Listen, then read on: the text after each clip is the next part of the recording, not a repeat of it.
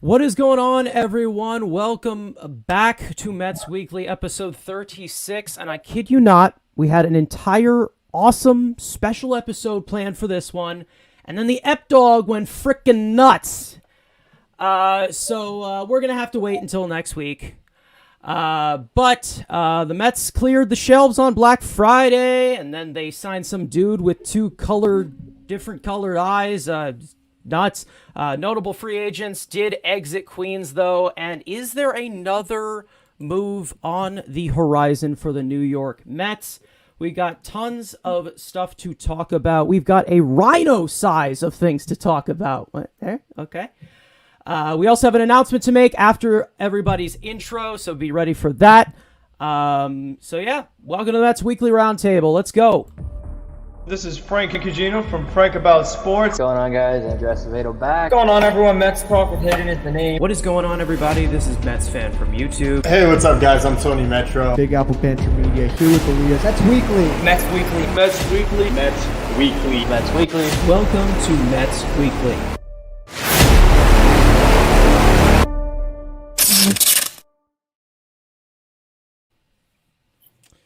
All right, Andrew Acevedo.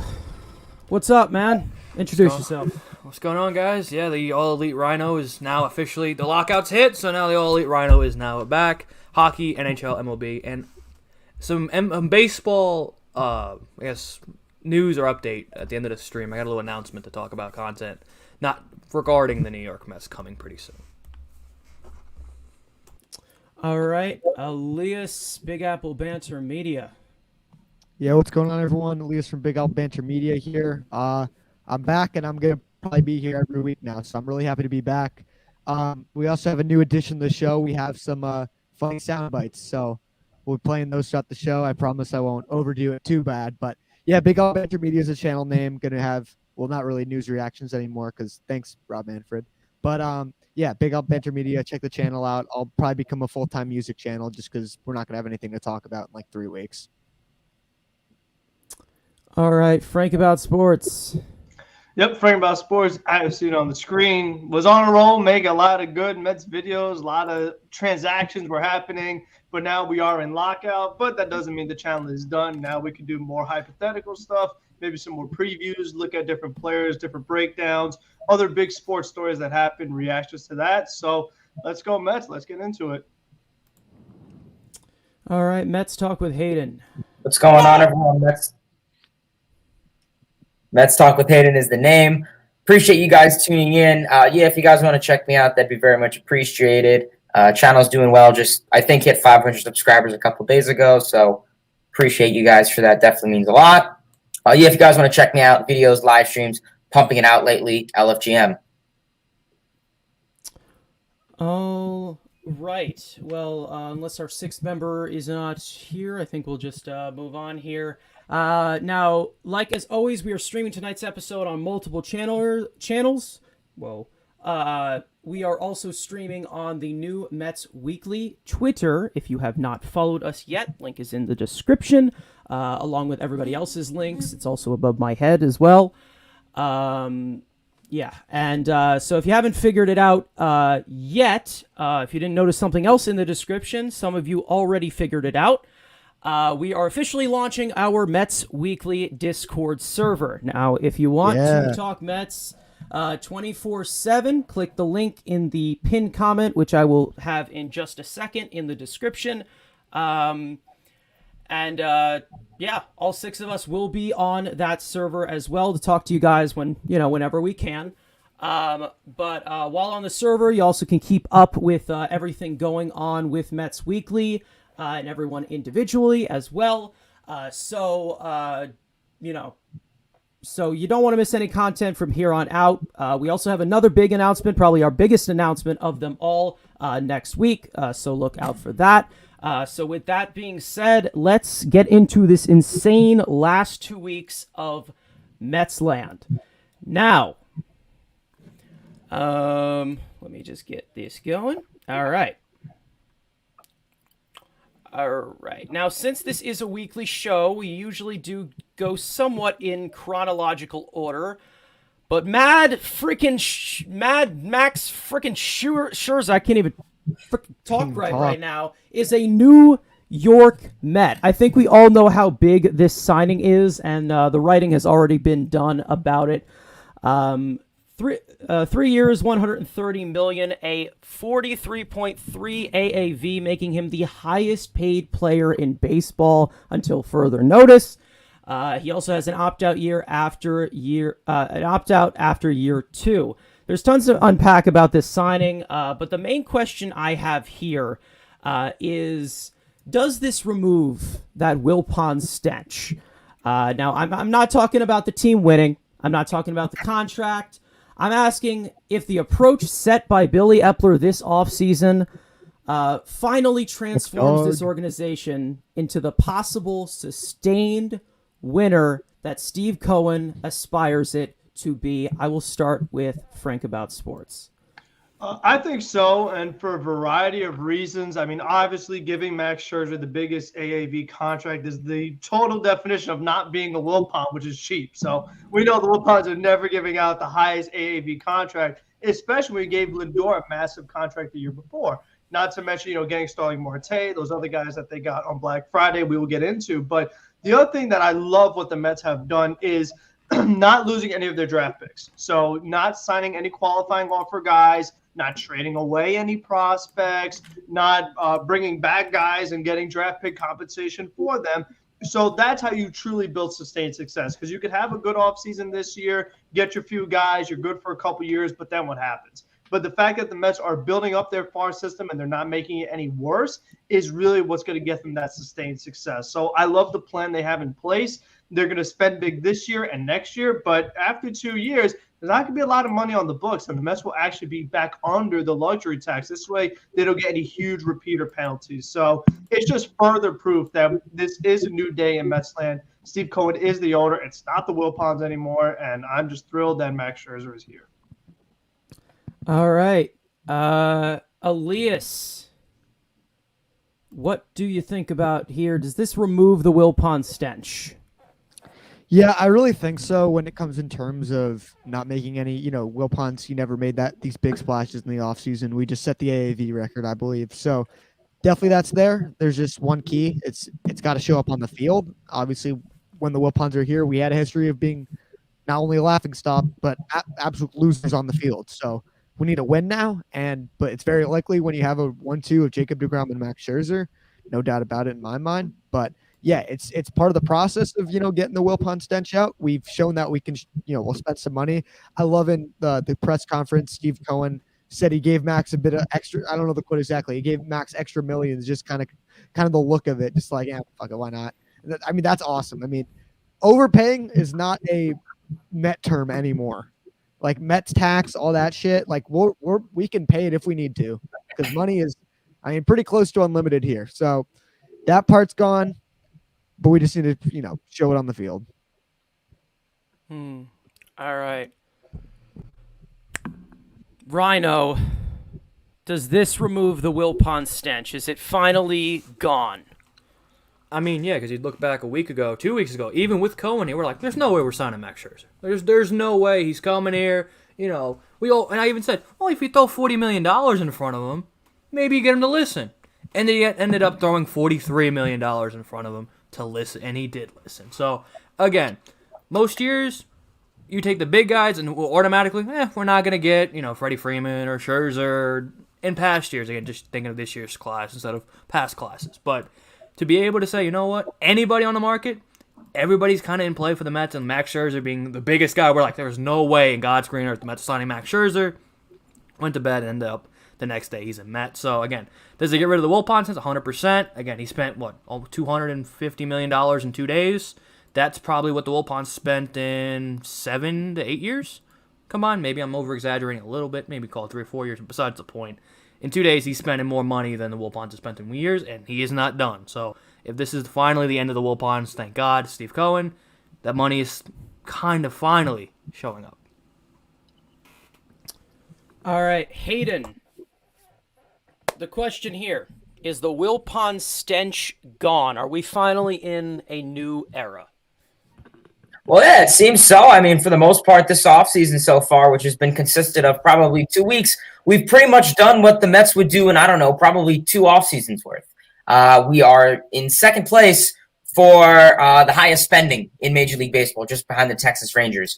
Listen, money's good. I always enjoy when the Mets go out and spend money. But kind of like what Aaliyah said, you could throw out as much money as you want. Look at the Padres. Look at the Phillies. Look at now the Rangers. Money isn't always the answer. It'll get you some guys, great. But I want to start seeing the performance on the field. I hope to see these guys hitting. I hope to see these guys pitching. I hope to see these guys being healthy. Overall, I think it definitely does remove the remaining of the Wilpon stench. However, listen, it's always going to be around, but I think I have enough trust and faith in Steve Cohen that he pretty much said, screw this. He saw how things went last offseason. He was not fond of it, and he exploded pretty much Major League Baseball within the span 72 hours. All right. Well, Wow. race car Dedication. driver himself, TonyMetro, has joined us. And What's up? Are you driving? we don't. From the car phone. All right. So from the car phone. From the car phone. Just wanted to check in and say, let's go Mets. This was an awesome week to be a Mets fan. And, I hope you guys have a great stream. All right. Appreciate it, man.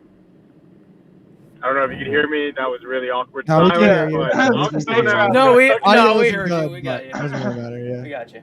Okay, yeah, sorry. I am off to complete a school project for the broadcasting class that I'm in, so unfortunately couldn't make it tonight. But great additions for the Mets this week, and hopefully the lockout ends very quickly, right? Yes. Yeah. Oh, yeah. All right, don't be streaming and driving, though.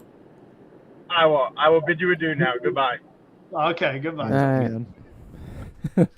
All right, guys. Outcast Tony, priorities. yeah. So Tony won't be able to join us. Obviously, he joined us for a little second there, but guys, his links are obviously in the description, along with everybody else on this screen. Follow him on Twitter as well, YouTube, all that stuff. Anyways, as for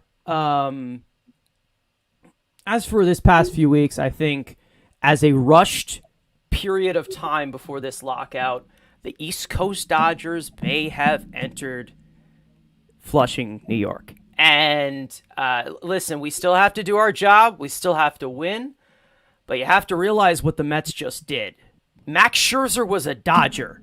He was traded to L.A., and he's from the West Coast. I mean, maybe the rumors aren't No, he's from that Missouri, true or yeah. whatever.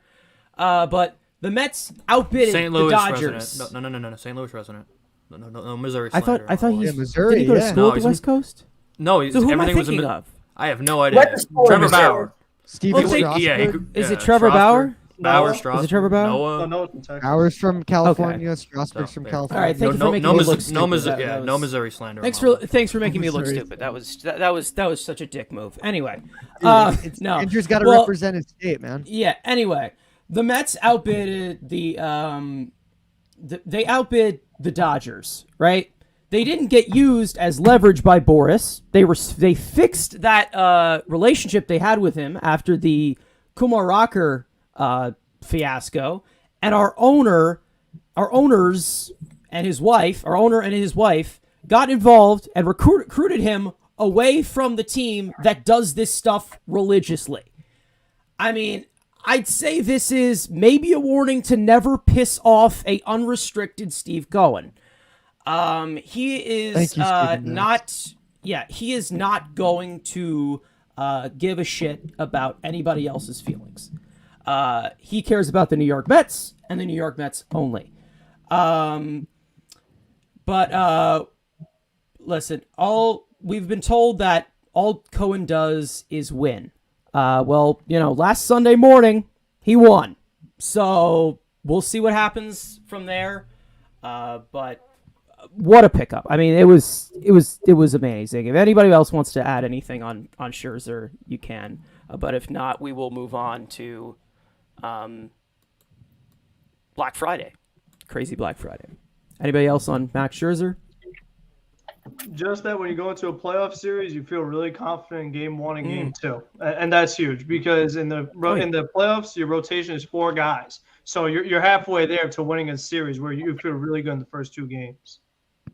I mean, Actually, no one can match up with it. Nobody can match up with it. All right, now let's rewind. I actually did have one thing I did want to share about Max Scherzer. Go ahead. Go ahead. Yeah, no, so honestly, I really think this is honestly a big signing, and I really do think that it's going to open the door for a lot of other guys to become available. I don't know if you guys saw on SNY, but Ron Darling was talking about it, and he expressed it as Gary Carter coming to the Mets in 85, 84. And how it really just set this team up for success. And I mean, acquiring Max Scherzer, 37-year-old guy, was it 3 years, $130 million. I mean, acquiring a future Hall of Famer, a 3-time Cy Young, just a really postseason elite veteran is really going to go so far for this team. And I really think he could really help clean out that clubhouse presence with all the animosity, all the issues. And I really think that it could make guys want to come to the Mets. We saw in 2004 when the Mets acquired Pedro Martinez. That led to a lot of the 2006 guys coming in, Beltran. So I really think this is going to be a huge move for the New York Mets and acquiring Max Scherzer. And personally, everyone's saying Max Scherzer to the Mets, Max Scherzer to the Mets. I was like, no. Crazy. We don't get our way that many times. That's the crazy thing. Using a guy like Max Scherzer as a recruitment tool. The interesting thing is like in his press conference, he said DeGrom was like not a recruiting guy, but he's a primary reason. So you get the 2 best pitchers in baseball on one team. Like every, up and coming guy is going to want to come here who wants to learn from like that veteran is going to want to come here. Like it helps just not just on the field with so much stuff. Also, he's big with the Players Association, and we're obviously going to Carson, close your ears, lose our player rep in Michael Conforto. So I guess he might, I don't know if he'll be our player rep. I know he's involved with that, but we'll see. And the other thing is that I think him and DeGrom are going to complement each other so well because we know how competitive both of them are. I mean, and they're going to pitch back-to-back in the rotation. So let's say Jacob DeGrom has a great start, 6 innings and goes scoreless. Max Scherzer the next day is like, I need to top that. I can't let Jacob DeGrom be better than me because if you ask Max Scherzer who the best pitcher in baseball is, he's not going to say DeGrom. And if you ask DeGrom who's the best pitcher in baseball, he's not going to say Scherzer. So I think it's going to make a really nice, good, friendly competition that will only make those guys better. Just like 2019 with the Astros. Look at it, 2019 Astros. You had Verlander and Cole. Yeah. Both of those guys were competing for Cy Young, a nice friendly rivalry, and having 2 Cy Youngs in back-to-back that really creates this team for success. And that is why I really think this is a really good move. I mean, regardless, yes, I got a little nervous, 37 years old. Past season, he got a little fatigue in the playoffs, but I think that's because the Dodgers really limited it. Isn't that right? Isn't that weird? Yeah. Isn't that weird though? Like he's 37 years old and they made him pitch less and it hurt him. That's crazy. Yeah. Like that's crazy. And he actually had one Some of his people are better just years wired yet weird. in the second half. Yeah. Like in this great career he's had, we talked about Hall of Fame trajectory, Cy Youngs and all that. He was amazing in the second half. So he doesn't show any signs of aging as far as his performance. So that's a great sign. What place did he come in Cy Young? Second? I think he was third. Yeah. I think he came in third. Wheeler coming second? Only third? Get rid of him. I want to say he came in third. Zarice, I think it's weird because we're actually like happy this week because it was actually a good week. I think that's why it's weird. Maybe. It's possible. All right. Well, let's rewind to Black Friday. We usually go in order, but like again, I mean, Max Scherzer, you got to talk about that first. That's freaking insane. That's once in a lifetime. All right. So this is where the Ep Dogs started to go nuts. The first official ink was switch hitting infielder Eduardo Escobar. The Mets signed Escobar to a 2-year, $20 million contract along with a year 3 club option. Now, Escobar is 33, and he has been in the league for about a decade. He was with the White Sox, Twins, Diamondbacks, and then was recently traded to the Brewers. With the Diamondbacks and the Brewers in 2021, 253 BA, 786 OPS, 107 WRC plus, 2.4 BOR in 599 plate appearances. Couldn't get the 600, I guess. But this guy can play multiple positions on the infield, little bit of the corner outfield. So is this a good addition for the Mets? I'm going to start with Mets talk with Hayden. Yeah, I really did like this move. This was honestly a move that, I mean, like Frank kind of stated, that pretty much everyone wanted this move for quite a while now. Escobar, I think he's a great guy. 32, I want to say 33. I think he's making like 20, 25 million for 2 years, so that's not a bad deal. Nice short-term deal. So worst case, the Mets seem to Mets up with him. It's short-term, so you don't have to worry about him too long. God forbid something happens. But overall, we saw he's coming off his career best season. He was in an all-star. We know me. I love all-star appearances. That's my number one thing. Overall, I think he could be a really good bat, nice top-of-the-order bat. He's a switch hitter, which I really do value in a lot of teams, having a switch hitter. So having him and Lindor, who could hopefully hit for a high average, be in the top of the order, obviously those guys are switch hitters, and that's very valuable depending on what the future possible Mets manager may value, whether that's lefty on righty, righty on lefty, etc. So I do value that. Definitely has some power to an extent. I saw on Savant that he would have had more home runs if he played all of his games at Citi Field. I like home runs. We know that. And one thing that really stood out to me was during his press conference the other day when, I forgot who it was, but they asked him, they said, Escobar, what position would you like to hope to play? And one thing that stood out to me was he said, well, I'm willing to play any position. And that really goes a lot with me because that shows that he is willing to go anywhere. He said, yes, he would like to primarily play at third base, which I think is the most realistic thing. But, it really stands out to me that he's willing to play where the Mets skipper wants to put him. That really shows that he wants to win with this team, and he's fine doing whatever it costs. All right, Elias. Is this a good addition? What do you think about Eduardo Escobar? Yeah, absolutely. I was really happy about this signing.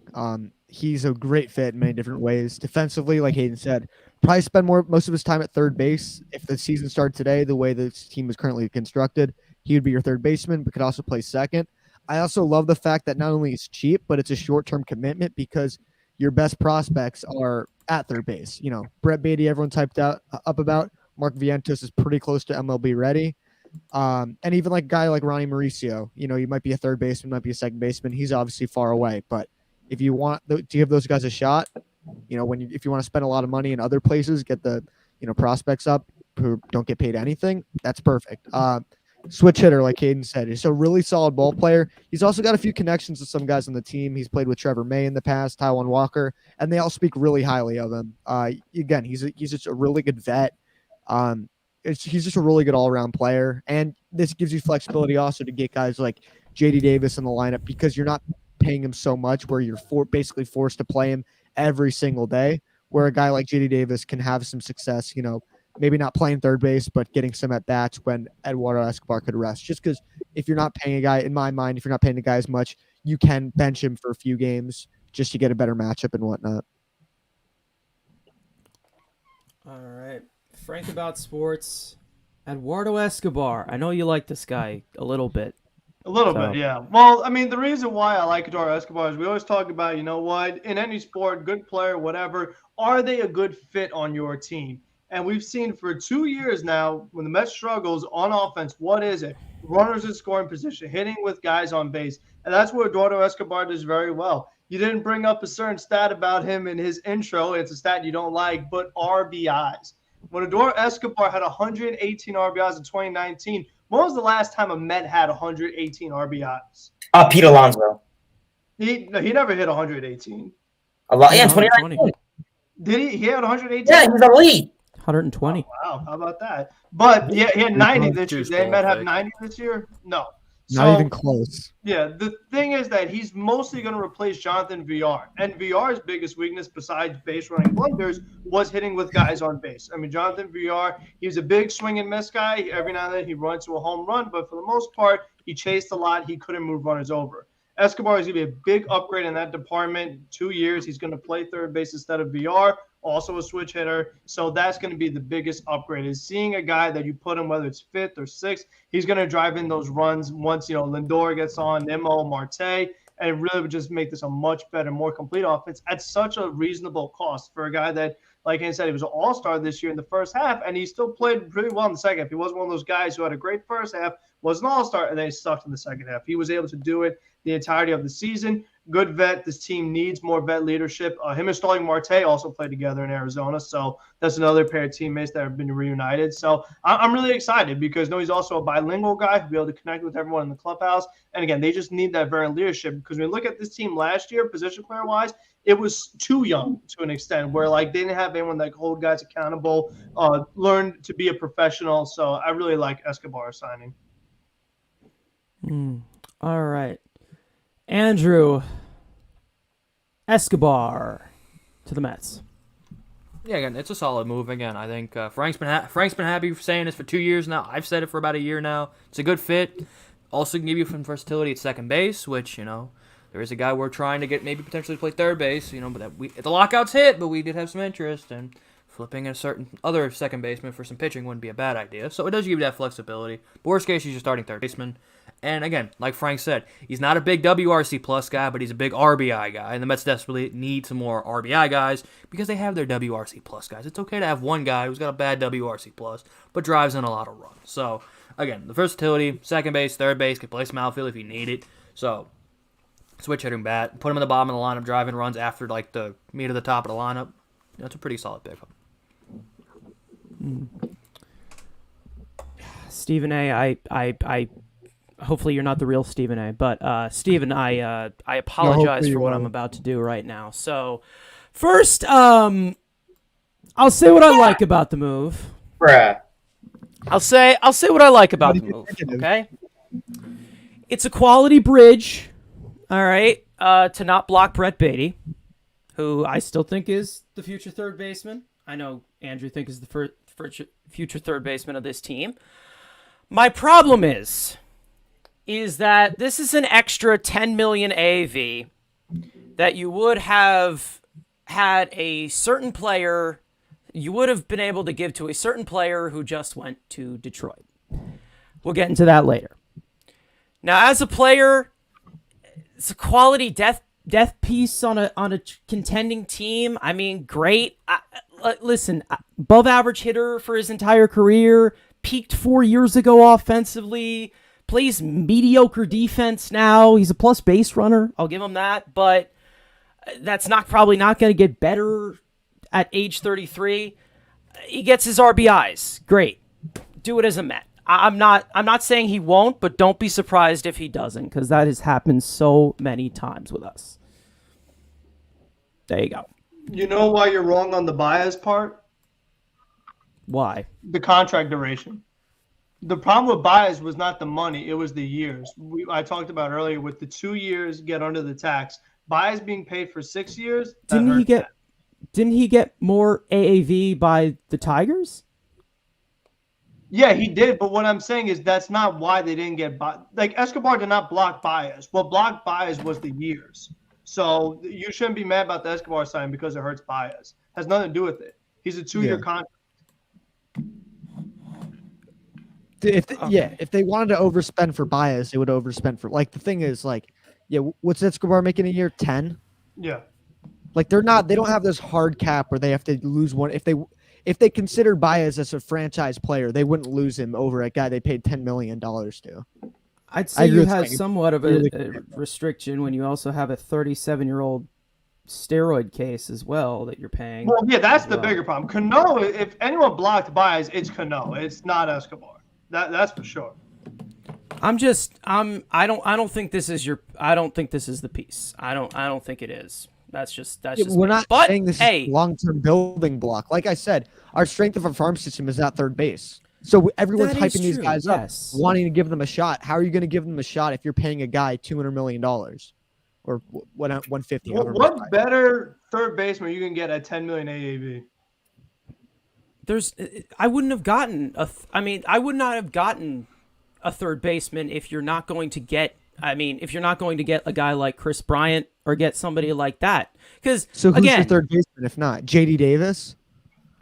Mark Vientos. Is he Hello, ready? I'm forgetting about him. He's a guarantee. So he's an exact guarantee that he's going to be good. You look at this entire roster. The youngest person is 26. That's why I agree with you. Call these guys up young. I mean, I'm not saying youngest Ryan is who has one hit spring training. Why are you giving him a guaranteed spot? Yeah, Why not Escobar bring gives you Escobar in? insurance. Rookies Escobar's don't get it stink. going right Get away. rid of him. Vientos can play. If Vientos comes up, he can stink. You send him down. All right. Don't Well, put your eggs here's the on thing. one very unknown basket. Well, here's the thing. If you're going to rearrange something on this team, it couldn't have been that entire infield. You got rid of possibly the best, and I'll get into this later, possibly the best middle infield we've probably ever seen, right? And then you have Escobar, you have Cano. I mean, yes, Brody Van Wagenen screwed us. I get that. But again, I still want to give some of these young guys a shot. I do want to give them a shot. And again, I still want to get guys that are experienced like that, but I don't think Escobar is a guy to fill that void for Javier Baez. It just isn't. Or fill that void for not getting Chris Bryant. It's just not it. It's Like, not a guarantee you come on. don't get Chris Bryant. You can move Escobar Yes, over that- to third. You can DH him. Yes, that's for true, but second. if you got Chris Bryant, then why get Eduardo Escobar? Because you'd be available to get Baez too. Well, I think the Mets are looking at a short-term deal. I mean, it clearly shows that the Mets are relying on Beatty or There's Vientos. no or reason to do something short term when the guys in the middle should have been the long term. But the thing is, well, if you're going to sign Brian, it's going to be for a long term. Think about this. So- What do we know, though?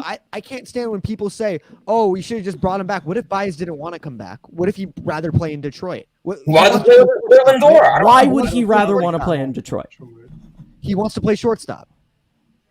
Okay. I'm just going to say this. Baez is going to go to Comerica Park, and his offensive numbers are going to go his home run Okay. down. Okay. Maybe, okay, his doubles and triples may go up, but the overall home run, everything else. The other people that block, Casual stats. the other people that block Baez is also bringing in Canha and Marte because that got rid of the possibility of moving McNeil to the outfield. Now that you got two more outfielders, so now it's like the Mets like, oh, what are we gonna do with McNeil? Oh, what are we gonna do with Cano? What are we gonna do with this guy, that guy? That's what blocked Baez was bringing in three hitters when you're losing two hitters in Baez and Conforto. You brought in three over two. That's the problem. And Cano's coming in, so that's another guy. You're bringing in four guys for two spots. That is true, but you Cano's not also gonna get lost. every- he's not You gonna get also much you playing also time, got you also lost Pilar and VR too. So you got And four that's an spots. issue. Yeah, well, those are Dude, bench we're guys. upgrading They're our not team. starters. You also no. I'm not Yeah. saying that's an issue. I'm saying Okay. that it's a good problem to have these good players on the bench. If you're moving, I'm moving McNeil to the bench. That's what I'm doing. After the year that he just had, he's starting up on the bench. I'm sorry. After the year no, he I just got it. had. I got it. So he's my starter. Come on now. Wait a second. We're benching McNeil, who had 3 great years, and we're starting a rookie instead. Got If it. That Vientos is makes guaranteed a sense to me. spot. Exactly. makes sense. Exactly. No, he's in Cincinnati. That's where Jeff is. He's going to be number one. No. Number one. In New York. You have Baez Vientos is hitting leadoff. at second. No, You have a guy- said don't you sign bring in Escobar, somebody. You have Vientos start. You just said it. Don't sign Escobar. Have Vientos start. That's what you said. Sure, why not? Okay, got it. And put McNeil on the bench. Vientos starts, and don't sign Escobar. I love it. Sign me up. Put fucking McNeil at third. I don't care. Like Oh, what? yeah, we know that goes. Put at third. or then get Chris Bryant. There was no reason to get Escobar. Yes, there Again, was. There was no reason. Are It's you the happy way with the Max lucky Scherzer? tax penalty Carson, works. Carson, You are don't you want to happy be a with There's receiver. no reason to get Escobar. 2-year stopgap, upgrade the offense, and then he's a free agent, and it's wide open for Beatty. If you Yeah, and then have those guys Baez- in the outfield go in 2 years, and then Chris Bryant moves to the outfield. Beatty comes in. Do you want Baez or Bryant? You're mad about Baez, and you keep bringing up Bryant. I mean, what's the problem? Carson, I you know want Bryant's Baez a free and agent, Bryant. right? That's who I want. Well, now we're in loony land, and we Okay, have and I want $400 Max million Scherzer payroll, too. so, Unfortunately, yeah, money's good luck not with that. unlimited. There's still a luxury tax. And then our draft picks get ruined with your great. We're already payroll over the because we have luxury every tax. player in the league. So yeah, We're already over the luxury tax. and bring back Conforto too, right? 200 million. Bring back Stroman, $500 million. No, you already filled up that outfield. How are you going to bring back Conforto? Well, Yeah, no, we because I mean we need $500 million. The damage is already done. The damage is already done. You've already made your mistake. I love it. Okay. All right. Borto's coming back, man. We got the relationship with Boris dealt with. All right. Second purchase of Black Friday was outfielder Mark Canha. The Mets signed Canha to a 2-year, $26.5 million contract. Year 3 club option as well. I think Escobar also has that. Canha is 32. He's played his entire career with the Athletics in 2021. 231 BA, 476 or 476, 746 OPS, 115 WRC plus, 2.5 BWAR in 625 plate appearances. He can play pretty much anywhere in the outfield. Let's start with Andrew Acevedo. What do you think about Mark Canha to the Mets? Again, it's the Conforto replacement, or I guess if people are saying the Pilar replacement. You don't pay him $13 million to sit on the bench. This isn't a Pilar. You pay him $5 million and you put him on the bench. He's your starting left fielder. Enough with this. Oh, no, this will be your starting left fielder. And the Conforto replacement, right and left, wherever you want to put Nimmo. If Nimmo prefers to play left, he'll be in right. If he wants to prefer to play right, he'll be in left. Let Nimmo or Marte, whoever decide that, manager decide that. But again, good on base guy. You can put him at the bottom of the lineup. If there's a DH, potentially could be a great 9-hole hitter with him and Nimmo in front of Lindor, Baez, Shithead, or any of the other guys. If Chris Bryant's here, whatever, to produce some more runs. Good defensively, can play all 3 outfield spots, can play first base. If needed, desperately, can play third base, which I wouldn't expect seeing him playing third base. But again, good swing, good power. Every year he's played over 100 games, WRC plus over 100, over 105, I think. So again, productive player. It's a right-handed Conforto, but with a little more, I guess, consistency than a Conforto. So I like the move. Oh, you had to sneak that in there at the end. Hayden, Mark Canha to the Mets. Yeah, I mean, I think Canha's honestly a pretty fair move. Another short-term deal. I'm always down to that. I mean, I guess for the casual fan, I'm guessing his batting average isn't as enticing as we want.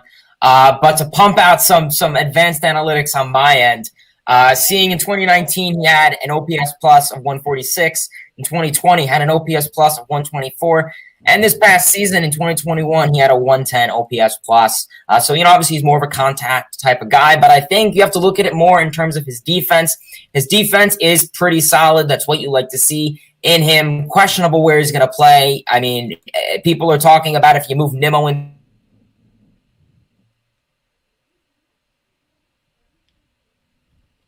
Did he cut out? Hayden? Your connection must have dropped. I bet you right when I point to somebody, it's going to come back. 100%. All right.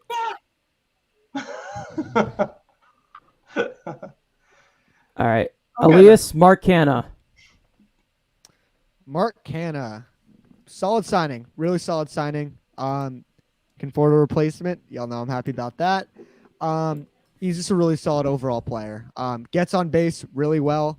To me, he's my right fielder. I like Nimmo more in left just because he doesn't have the greatest arm.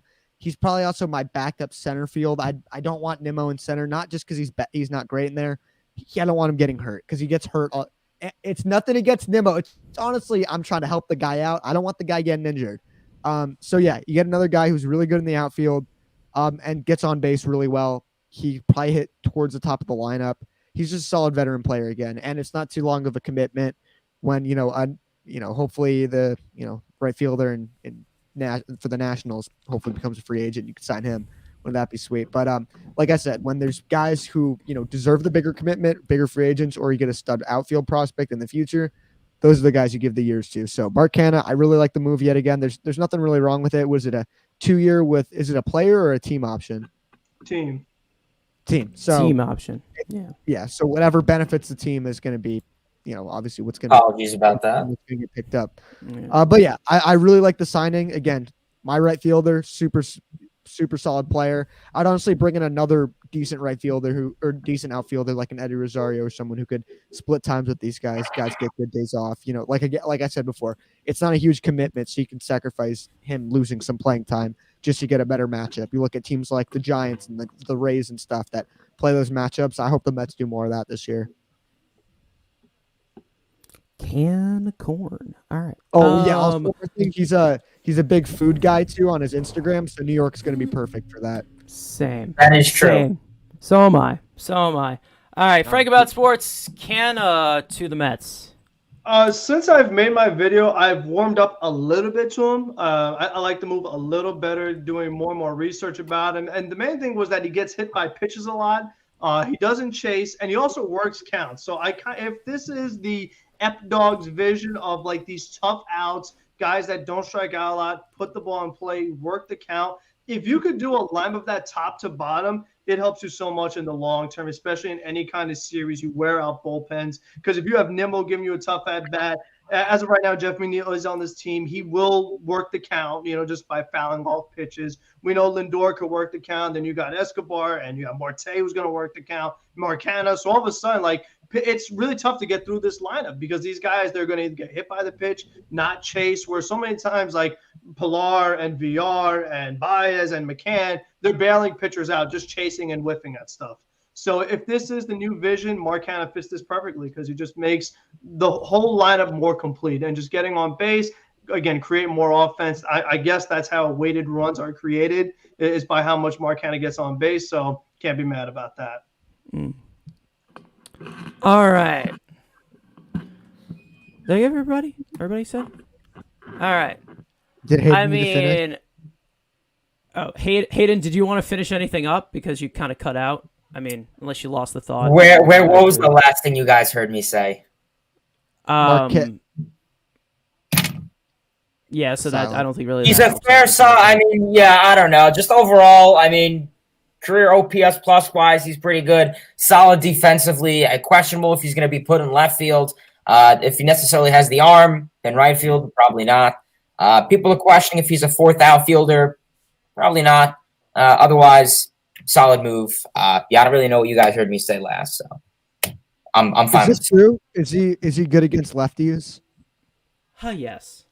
So we need that.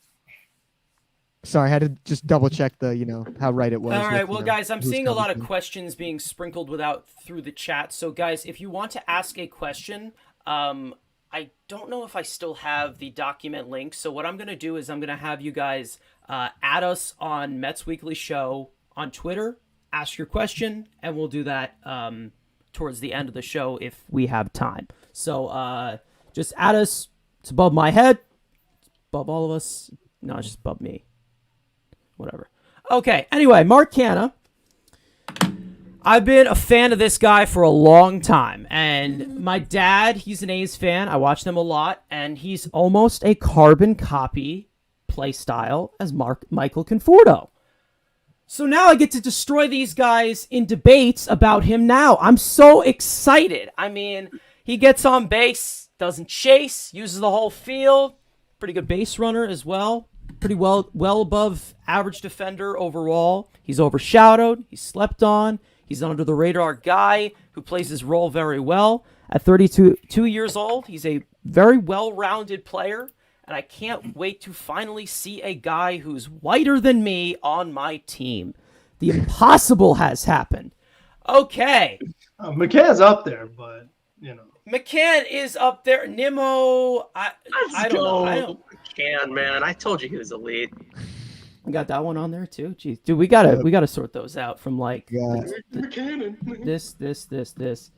Okay, now the last pickup of Black Friday, the Mets signed Starling Marte to a 4-year, $78 million contract. He's 33 and has played for the Pirates, D-backs, Marlins, and most recently was traded to the Athletics. with Miami and Oakland in 2021. 310 BA. 841 OPS, 134 WRC plus, 4.7 BWAR in 526 plate appearances. Another guy that can play everywhere in the outfield. We'll start with Frank about sports on Marte. What do you think about this signing? Is this... Well, this was really interesting because this was the third and final signing of Black Friday. And by that time, it was like, and it happened around midnight. So I was like, am I dreaming? Am I asleep? Like, did we really just get Starling Marte? And then the fact that we got Max Scherzer, and we've been talking so much about Scherzer, I keep forgetting that we even got Starling Marte because he's someone that, as much as I like him, I didn't think we were getting him, because we had Nimmo in center field. He played pretty well. Obviously, we had some other, bigger concerns. So I didn't think we were going to get Starling Marte as much as I would have liked him. But somehow we pulled it off because we got money like that, and we did get Marte. So I'm thrilled he's here. He's exactly what the Mets need, and particularly because he does not strike out a lot. He was under 100 strikeouts this year, and that's huge because, when you have Nimmo leading off, getting on base, Marte's going to put the ball in play. So he's going to move Nimmo over, whether it's via hit or just a good out, because we see so many times where the Mets, they didn't get productive outs where they pop up or they get into a double play or strikeout. And that was another main reason why they struggle with runners on base. But because Marte has a play style where with his elite speed, even though he hits a lot of ground balls, he was one of the top leaders in ground ball hits and not hitting into a lot of double plays despite hitting a lot of ground balls. And even with his age, this guy still led all of baseball in stolen bases, and he got most of his stolen bases with Oakland. So he was able to lead the league in stolen bases, and he did most of his damage in a very short amount of time. So hopefully the Mets take advantage of that because they don't really have a big-time stolen base threat. And what's good about Marte is not only does he steal bases, but he's also a smart base runner. So he's not going to run you out of innings and just keep getting picked off or, it's like, oh, he stole a bunch of bases, but look how many times he went. He wasn't efficient. No, it's not the case. Marte is efficient. I think he'll play center field this year, maybe next year, but then he can move to a corner where he was a corner outfielder for Arizona since they had Ketel Marte. So a lot of people compare it to the Granderson contract. I understand it, but I think he's going to be really nice to have the top of the order. And again, he's just going to fill that philosophy of just being a productive hitter no matter what. Always putting together good ABs. It helps you in the long term, and it just makes for a very solid offense. I thought Starling Marte played center in Arizona and Ketel played second base. I might be wrong. No, Ketel wasn't at second. Well, I know Starling Marte has second, corner but I remember experience. seeing He was Ketel in center and Andrew Starling right. McCutcheon in center. Frank doesn't have Twitter. Oh, you don't have Twitter. Oh, okay. Oh, that's tough. Stephen A doesn't have Twitter. He's always tweeting like cowboy shit. Yeah, talking about Aaron Rodgers all the time, and bad man. Brother can play through 300 yards. All right, Starling Marte, Elias. Starling Marte to the Mets. This was like my number one realistic guy with the mindset of, we can't get everybody when you think of all the big names. So this was like my number one tier 2 guy. And, I really like the fit. He's the best true center fielder on the market. Like I've said, we need a true center fielder. Nimmo, he did improve in center field, but he's always getting hurt, and he plays way back, which you get a lot of blue pits and whatnot with stuff like that. Sorry, Andrew. But yeah, I really like this signing. Just like Mark Canha, I forgot to mention this with him. He hit well in Oakland in like the Raiders Stadium, as I call it, which is a super pitcher-friendly park. And he played the outfield there, which is a big outfield, a tough place to field as well. So again, I really like this signing. I remember back when he was getting traded from Pittsburgh, I'm pretty sure he was asked about, how would you feel about a trade to the Mets? And he said, yeah, it would be awesome for that to happen. That obviously didn't happen, thankfully, because people were saying we're going to have to trade Nimmo or, guys like that in that trade. So thankfully that didn't happen, but it all worked out. Starling Marte's a Met. Is the ground ball thing, the getting up there in age, a bit concerning? Yeah, 4 years. Do I like it? Not necessarily, but you do need to overpay in some way to get these guys to come here. This is, again, the best, maybe really only true everyday center fielder on the market. He had a lot of suitors, so I'm glad the Mets got him. Also, the way we got him, it was just at midnight, and John Heyman tweets, Marte to the Mets, physical pending. It's like, I didn't hear any buzz about this, anything. and it's just, oh, done deal, physical pending. It caught me off guard, but man, a good off guard because I really like the signing. I know I've been, uber positive tonight, but I really like all these signings. So Marte, I'd give, again, really good signing. Yeah, I mean, I'm blocked by Heyman, so I wasn't able to see it like initially, but then I was like, okay, yeah, there we go. People are probably quote tweeting at you. Like, what's he tweeting about? Yeah, that's the problem. When people like spam it on my timeline, I see the Heyman link, and there's ones where like I see like 10 in a row, and I'm like, and the Stroman tweets for I think all of us. Yeah. Hayden, Marte to the Mets. Yeah, I mean, I'm really honestly glad Marte came to the Mets. Regardless of his age, 33. He'll be a Met till he's 37. That's a little worrisome. Yes, he'll probably be your center fielder, depending if you move Nimmo over. But what's always good is, he could play the first first year and a half of his contract in center field. But, maybe you could shift him over to left field in the second, third, fourth year, depending on, age. And obviously left field is really kind of where you put your least talented position players. So you could always throw him in left field. Not super worried about that. Overall, I think he's going to be a great help to this team. We all know that I love stolen bases and speed on the base pass. The athleticism is very important. 55 stolen bases this past season. The New York Mets, as a team, had 48 stolen bases. That really goes to show you a lot. And I mean, the only guys you really have on this team that could, steal bags is just really Lindor at this rate. McNeil could, snag a couple. Nimmo definitely. They weren't really able to do it this past season because they had hamstring injuries. Don't get me wrong, Alonso could chug, 2-3 stolen bases. So I mean, I'm definitely down to that. But overall, I really think Marte is a great signing. Definitely great outfielder. Mets, I mean, you guys have said it a million times. Mets haven't really had a full-on center fielder since, when? The Beltran era? I mean, and if we're talking about actually an effective everyday center fielder from the defensive point, I guess Gold Glover Juan Lagares. But that's because they were giving a gold glove to every single team. So yeah, really good. Finally they got someone for the outfield, and I think Marte is a good fit. He has speed, and that speed, you need to create runs.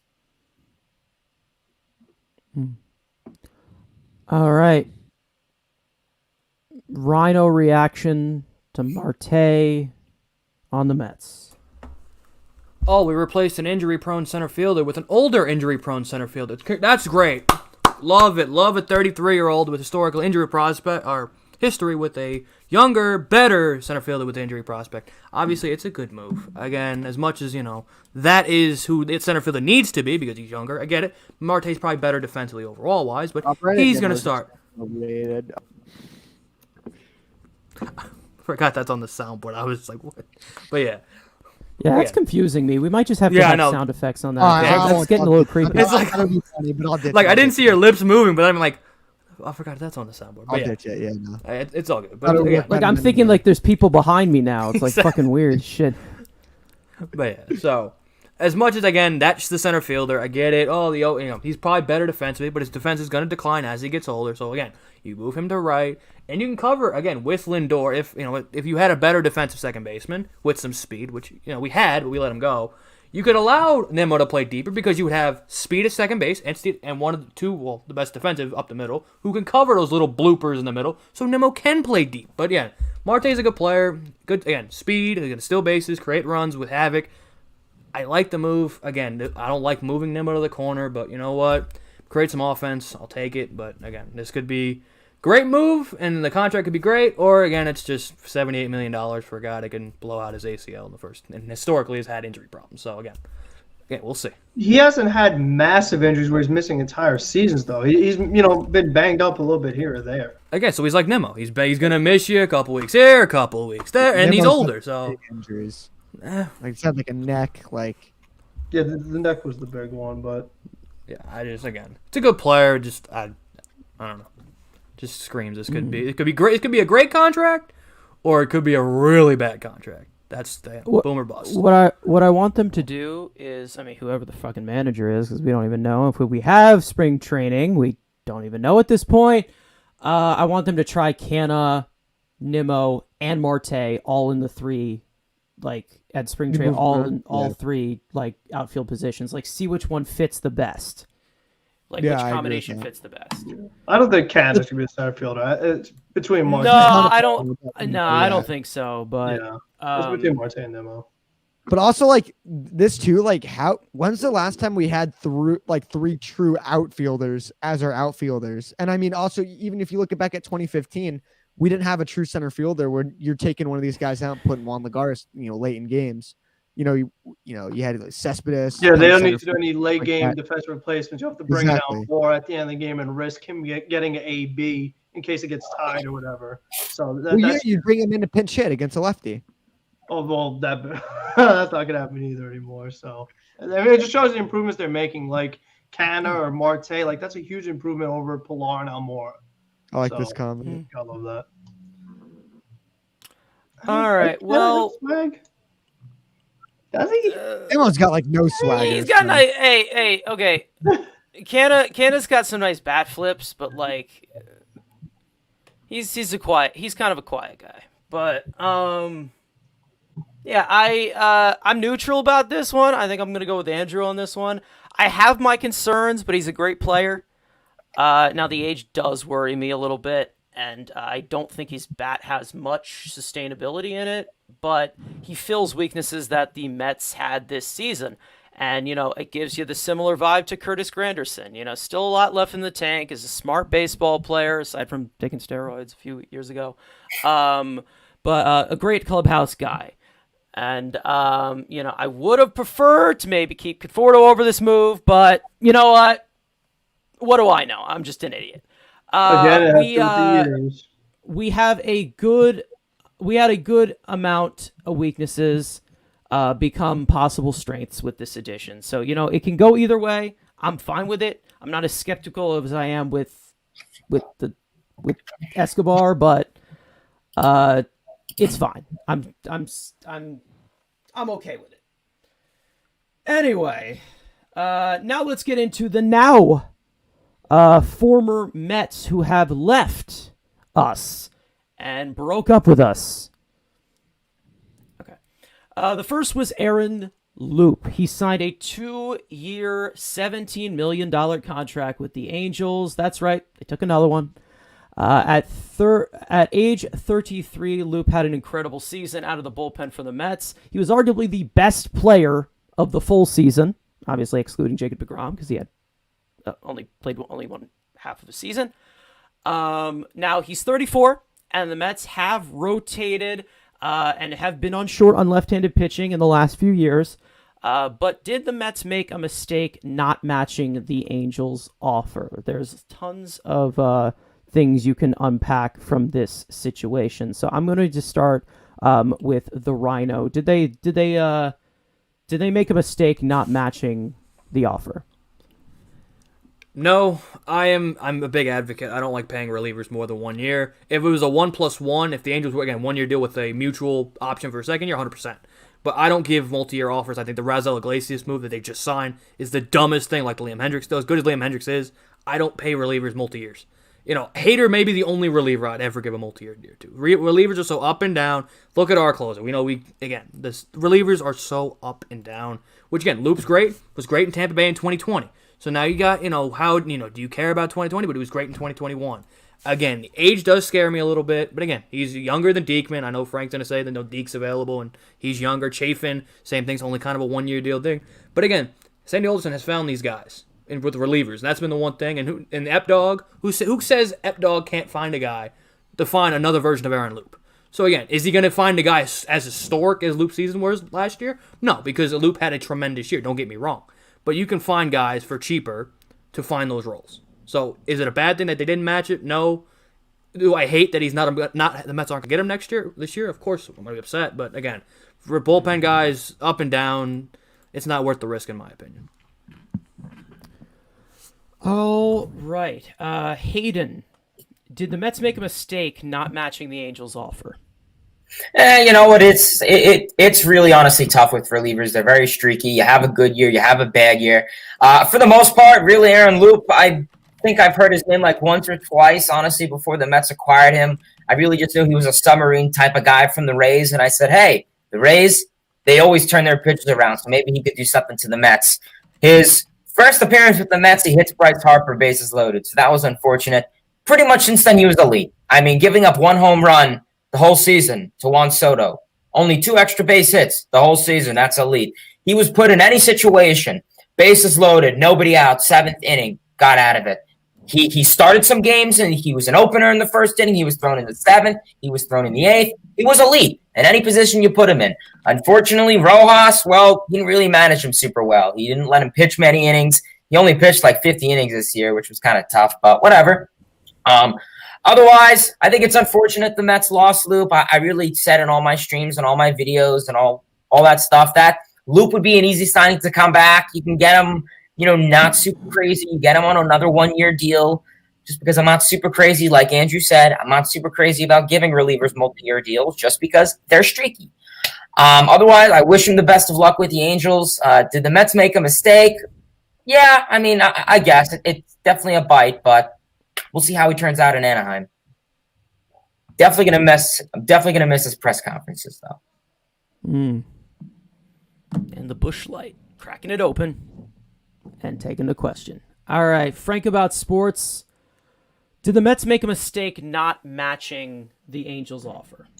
I think it remains to be seen only because the Mets still have not done anything to address the loss of Aaron Loup or just upgrading their bullpen in general. So until we see what the Mets' other option is, like, okay, we didn't get Loup because we got, whether it is Chafin, Diekman, Rogers, whoever it is. I mean, Brad Hand, who knows who the Mets are going to get. But when the Mets do make that decision and the contract they give to that player, that's when we'll know if it was a mistake. Like, oh, well, if you're going to give this money to Andrew Chafin, you might as well just kept Aaron Loup. So we'll just see how it goes. There's still a lot of offseason left, and we'll just go from there. But it's really too early to tell because we don't know how Loup's going to pitch with the Angels. Maybe this year he's good, but the second year of the contract is a disaster because that is how relievers are. So it's just so hard to predict and evaluate how a reliever contract is going to work out. And I want to see what the Mets' backup plan is because Andrew talked about Sandy finding guys under the radar. Loup was an under the radar guy. I mean, when we look at, the Mets got him last minute, well, not last minute, but pretty late in the offseason. Only $3 million. We didn't have. Oh well, we know he's going to have an under 1 ERA. He's going to pitch in every inning. He's going to do all these different things, multi innings. Like none of us had that expectation with him. So I just hope that they could do that again. Like find the next Aaron Loup. Find a guy for $3 million that puts together a really good season and not necessarily overachieves, but exceeds expectations. That has to be the goal. Just replicate it. I mean, there are other teams that do it all the time. So I'd like to see the Mets continue that. Maybe draft and develop one? Josh Walker in AAA. Just saying. Josh Walker, yes, sir. Don't trade lefty relievers for Jake Marisnick. Things like that. Oh, yeah. Oh, God. We can go on and on about that. Anyway, yeah, I'm not personally upset about this. Age and the relief pitching position, it's pretty much been said. If he was younger and a little bit younger, like Trevor May, maybe I would have. But I also like with Josh Walker, I have some confidence in some of these in-house guys, to be lefty options for this bullpen. I still want them to get 2 other ones who are actually proven. It sucks to see him go, because he was looking like the steal of the year right there. But I'm not going to commit, to a 34-year-old reliever, almost any reliever. We already did that in 2019, and whatever I can say about the guy's skill, it was a mess. The trade was a complete mess. Anyway, now let's get into the man who next man who left us. Oh, Elias, my bad. I just answered before you. Wow, I'm a terrible host. Elias, was it a mistake that they didn't match the offer for Loup? So, yeah, I am bummed we lost him. Loup, there it is no more Busch Light, unfortunately. But it was not a mistake. We didn't match that contract. For most relievers, I'm maxing out at 2 years, and that's being nice. Like everyone said, relievers are just so up and down. And Loup, when we got him, people were saying that's an overpay. And they were like, $3 million for this guy? That's an overpay. And he turned out to have a below 1 ERA. There's guys like that who if you can scout relievers well, we'll have maybe not a below 1 ERA, but stud years like Loup did, under the radar guys. There's plenty of lefties available. I hope we can get at least 2 of them. 3 would be nice, honestly. You can never have enough, relievers, especially lefties, especially in this division when you got some big left-handed bats. Now that's to be seen if, Freddie Freeman doesn't re-sign with the Braves. But again, Loup sucks losing him, but I'm not mad when you see what the contract is. And also, I'm kind of glad the Angels get, relief, bullpen help, pitching help. You need Trout and Ohtani to go to the playoffs. Okay. Yeah, sorry, I'm just thinking about Josh Walker right now. That dude's pretty good. Yeah. All right. Is he? I'm not all too familiar with him. I'll have to look up a bit on him. He'll probably be in spring training if we have one. But summer camp coming back. Ugh, God. Anyway, the next guy that broke up with us was the big one.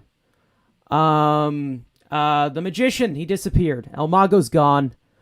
Javier Baez has signed a 6-year, $140 million contract with the Tigers with an opt-out after year 2.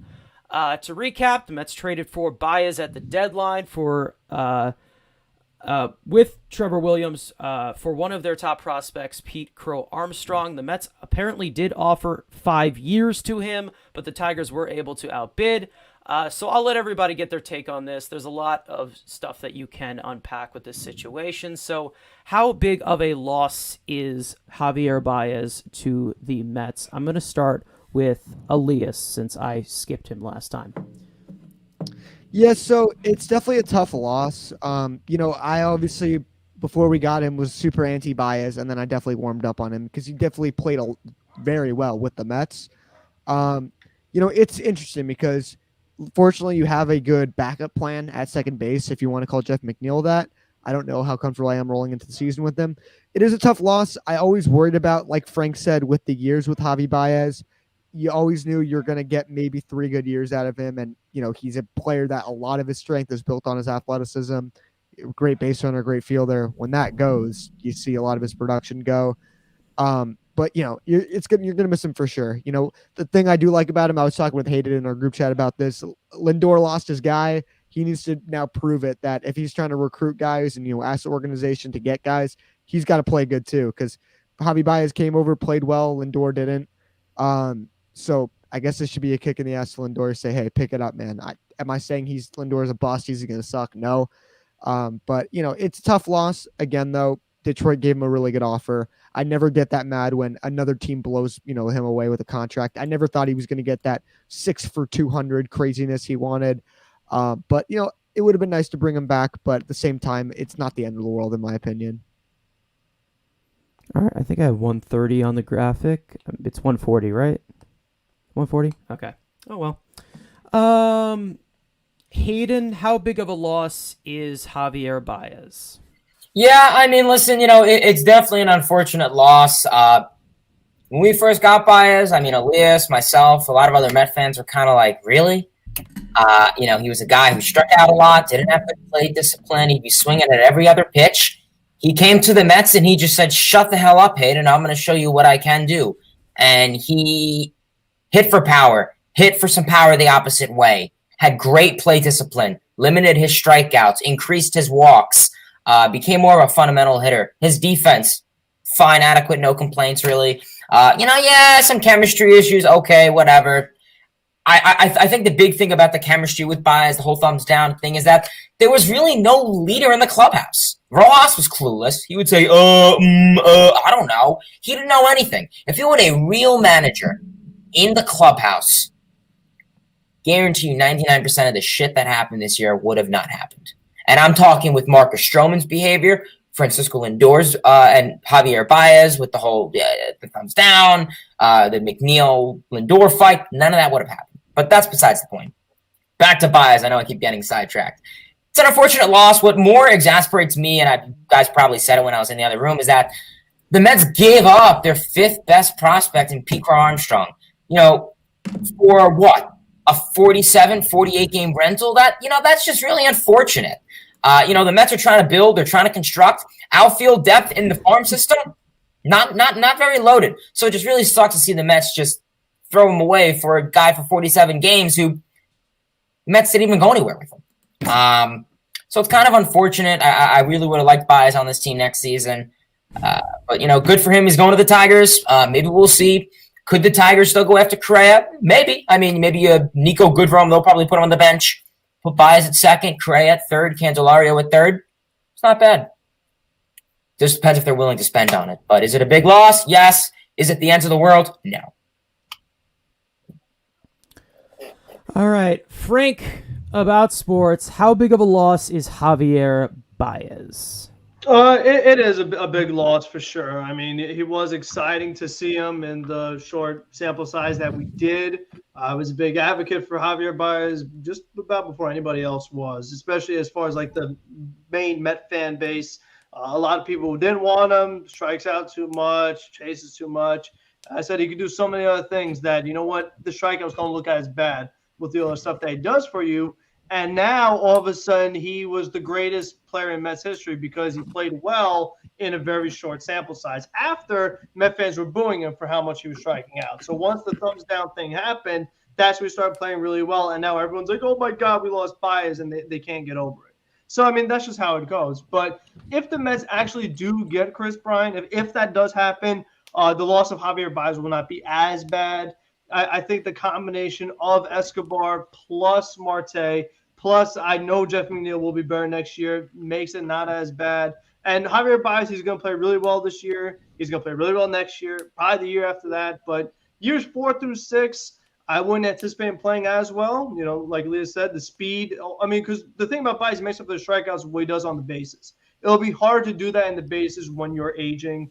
The way he swings with the bat, just straight up swinging like crazy. Not necessarily, good bat to ball skills, just taking crazy power swings. It's hard to do that when you're aging. He's had some lower body, nagging injuries. It happened this year with his foot. We saw him, go on the IL for a little bit. That's not good as far as if you want how a player's going to play in years 5 through 6. So we'll see how it goes. I do think the years is what turned the Mets off because the report was the Mets offered him like 5 years, 125. And then once Detroit came in with year 6, the Mets were like, we're not going to match that. Because, again, the problem with Baez was going to be years 4 through 6. And the way the tax works, like I said earlier, the whole repeater penalty thing, that's something that teams try to avoid. You'll see a team like the Dodgers or the Red Sox go over the tax and then try to get back under for a little bit. And that's why the Mets have focused on, going really crazy these first 2 years and then get back under the tax. It'd be a little hard to do that if you did have another long-term big contract like Baez. It is really unfortunate because you would have loved to have seen him and Lindor up the middle for a long time, making a bunch of great double plays and things like that. And it would be nice to have, one more bat right in the middle of the order, another power bat in the middle of the order. But again, if Eppler's vision is guys that don't strike out a lot, work the count, put ball in play, Baez is not that. He does not fit the vision. And Eppler did not trade Pico Armstrong for Javier Baez. That's something that Zach Scott did. So maybe he didn't feel that same attachment to Baez that Scott did. And even though I wanted Baez from the beginning, I never wanted to trade away Pico Armstrong from him. I said the day we got him, I said, I really don't love that despite the injury. But it happened. There's nothing you could do about it. Second center field prospect Mets have traded away. But it's unfortunate. I wish him the best in short. I hope he plays really well. But I could understand both sides. Once the Mets got Scherzer, I was like, all right, you know what? We're over the tax and we have the highest payroll in the league. Do we really need to add another big contract? I mean, that's kind of asking a lot. Despite how much money the Mets have, I feel like that's a little unrealistic. So I understand where they're coming from. Oh, right. Andrew, how big of a loss is Javier Baez? Pretty damn big. Not only just for the roster for this year, but potentially other roster moves. You lose Baez, McNeil's got to go back. Everyone loving McNeil, whereas WRC Plus and his batting average has declined since the second half of his All-Star year. Besides the point, again, had a bad year. Also, you had Javi. You could potentially trade a Jeff McNeil for a potential elite number 3 starter, which, again, what's more valuable to a team? Having opposite, obviously, you're not going to get a guy caliber of Max and Jake after the fact. but to get a higher quality number 3 than a guy like a Yusei Kikuchi or who else has the Mets have been available? They're not going to sign Kershaw. So I take Kershaw out. But any other like the free agent guys, you can go out and get a number 3, a really good number 3 with potentially trading Jeff McNeil. Also, the Mets are making the same type of player at every single position, kind of like the Yankees are, where they're all swing and miss guys. They only have DJ LeMahieu. The Mets are going the opposite, but also you need some creativity in a lineup. You can have a bunch of guys that get on base, but if no one's going to, let's say they're all looking for their certain pitch, but they need a guy besides Shithead, because Alonso's the only guy who isn't the mold of a Billy Eppler type guy, where he's going to chase a lot, hit a lot of homers, hit for power. That's all the Mets have right now is Pete Alonso. You put Javi in there with the the on-base guys with Nimmo, Marte, and all that. Potentially, he's going to swing at a bad pitch, but he's going to at least take a risk at trying to make a good play. Where the other guys like Escobar, Canha, they're going to be conservative. They're going to draw the walks and all that. When yes, those guys are going to be great for this lineup. Again, bring the pitch, like Frank said, bring the pitcher's count, go deep in the bullpens. That's all great. But you can't mill the same type of lineup at every single position. You kind of need some diversity. And yes, Javi's got his negatives, but Javi has his positives. And yes, and what has been one thing that we talk about when the Mets add players? How do they play in New York? Javi Baez, again, that first 2 weeks of the booing and all that, but then after that, he looked Cespedes-like. Yes, they didn't carry us to the playoffs, of course not. But he was the only one in our lineup doing anything in September. Everyone was ice cold, and Javi Baez hitting homers, stealing bases, hitting doubles, driving, playing, doing everything offensively when the rest of the team was doing nothing. But yes, the 6-year, is it always a problem? Giving a long-term contract to anyone, the back half of the contract is going to suck. Name me a contract that was good over 6 years, that the player was good all 6 years. Again, the rare occurrence of Max Scherzer, but name another one. The point. If you win a World Series in the first 3 of the contract, I don't care what the back. And I'm not saying Javi Baez is going to guarantee us a World Series. But Javi Baez is a better chance of winning a World Series and potentially building a better roster because you have flexibility. Now McNeil is potentially expendable to acquire a better asset, a more valuable asset to this team right now if Javi's at second. But now you have to keep Jeff McNeil. And now you lose. And Jeff McNeil, again, is the same type of player as an Eduardo Escobar, as a Mark Canha, as a Brandon Nimmo, as Starling Marte. Yes, could he bounce back 100%? But I'm not banking on it, especially as his numbers have declined since the second half of 2019. So yes, it's a big loss for the Mets to lose Javi. For everybody's sake, Jeff McNeil better bounce back. Because if he doesn't, and yes, Javi Baez's number is going to decline in Detroit 100%. Because he's going to a freaking cavernous ballpark. Homers are going to die and triples and doubles are going to go up. But again, everyone's going to yell about the years. Javi was more important to what most people think he is to the Mets. Again, McNeil, spotlight's on you. Bounce back and shut everybody up. Can I just respond to this real quick? Yeah. What's the guarantee that Baez is going to stay the way he played with us in the second half? Look at 2020. He's not. Look how many players on the Mets had great 60-game stretches in 2020 and sucked the next year. Like, Baez has had 2 years, or I guess 2.5 years. 19 he was good. 20 he was horrific. Terrible, yeah. 18 was good. And he wasn't good. And he wasn't the Cubs at the beginning. No. So what is this guarantee that he's going to be this great player again? What's the guarantee that McNeil's going to work out? It exactly. barely worked out this year. It's not going to work out. It barely worked out this year. Him and Lindor almost killed each other. And now we're going to put that back together. And then they had their arms around each other in the post-game press conference after they killed each other. So yeah, I mean, people change when there's cameras around. You notice that, right? Yeah, and then they got through months perfectly fine up the middle after the whole raccoon thing. And then that was in the beginning of the season. Baez didn't get here until what, August? They were fine. So you're saying that McNeil has never had any more hothead moments throughout the rest of the season? Obviously, McNeil's a hothead. So? Is there an issue with that? The dude we just gave $43 million to is a hothead. Dude fucking took his pants off. Yeah, but he's a more proven player than Jack McNeil. Way more proven I player. actually want to bring one huge thing about McNeil's a hothead.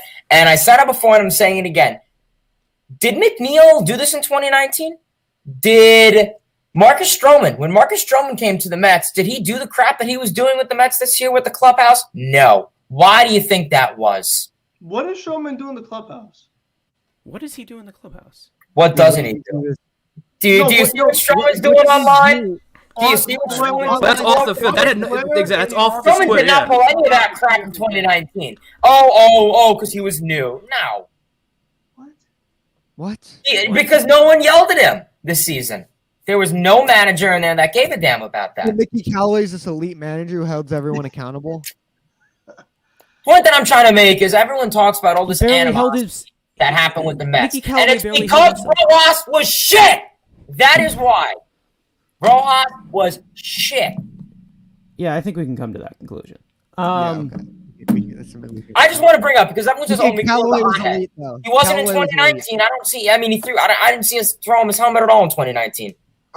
What were you watching? What I don't get is just that having a good year. McNeil batted for over 300 every single year he was here, except this year. But Michael Conforto's going to bounce back for sure. But Jeff McNeil, he probably won't bounce Exactly. The damage, That's the part I don't get. the damage. It's not that he's. Well, it's because we talked about Conforto's this more last- proven.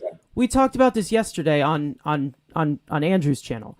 It's not that he's not going to bounce back. I think he'll do fine. But the thing is that the damage is already done. Lindor is here for the next 10 years. Right. You can't have him alongside him when you've had history of these guys going at each other. It just can't happen. But they This did. is not. But they I did. mean, For as one much as I'd solid- love for it to be, this ain't the '86 Mets. They can't be clawing at each other and killing each other. Yeah, but what about when the Mets were in first place all those days with McNeil and Lindor up the middle? Was there a problem? I mean, McNeil still wasn't hitting, so. Carson, Lindor McNeil wasn't was- either. Lindor was worse than McNeil. Lindor was worse.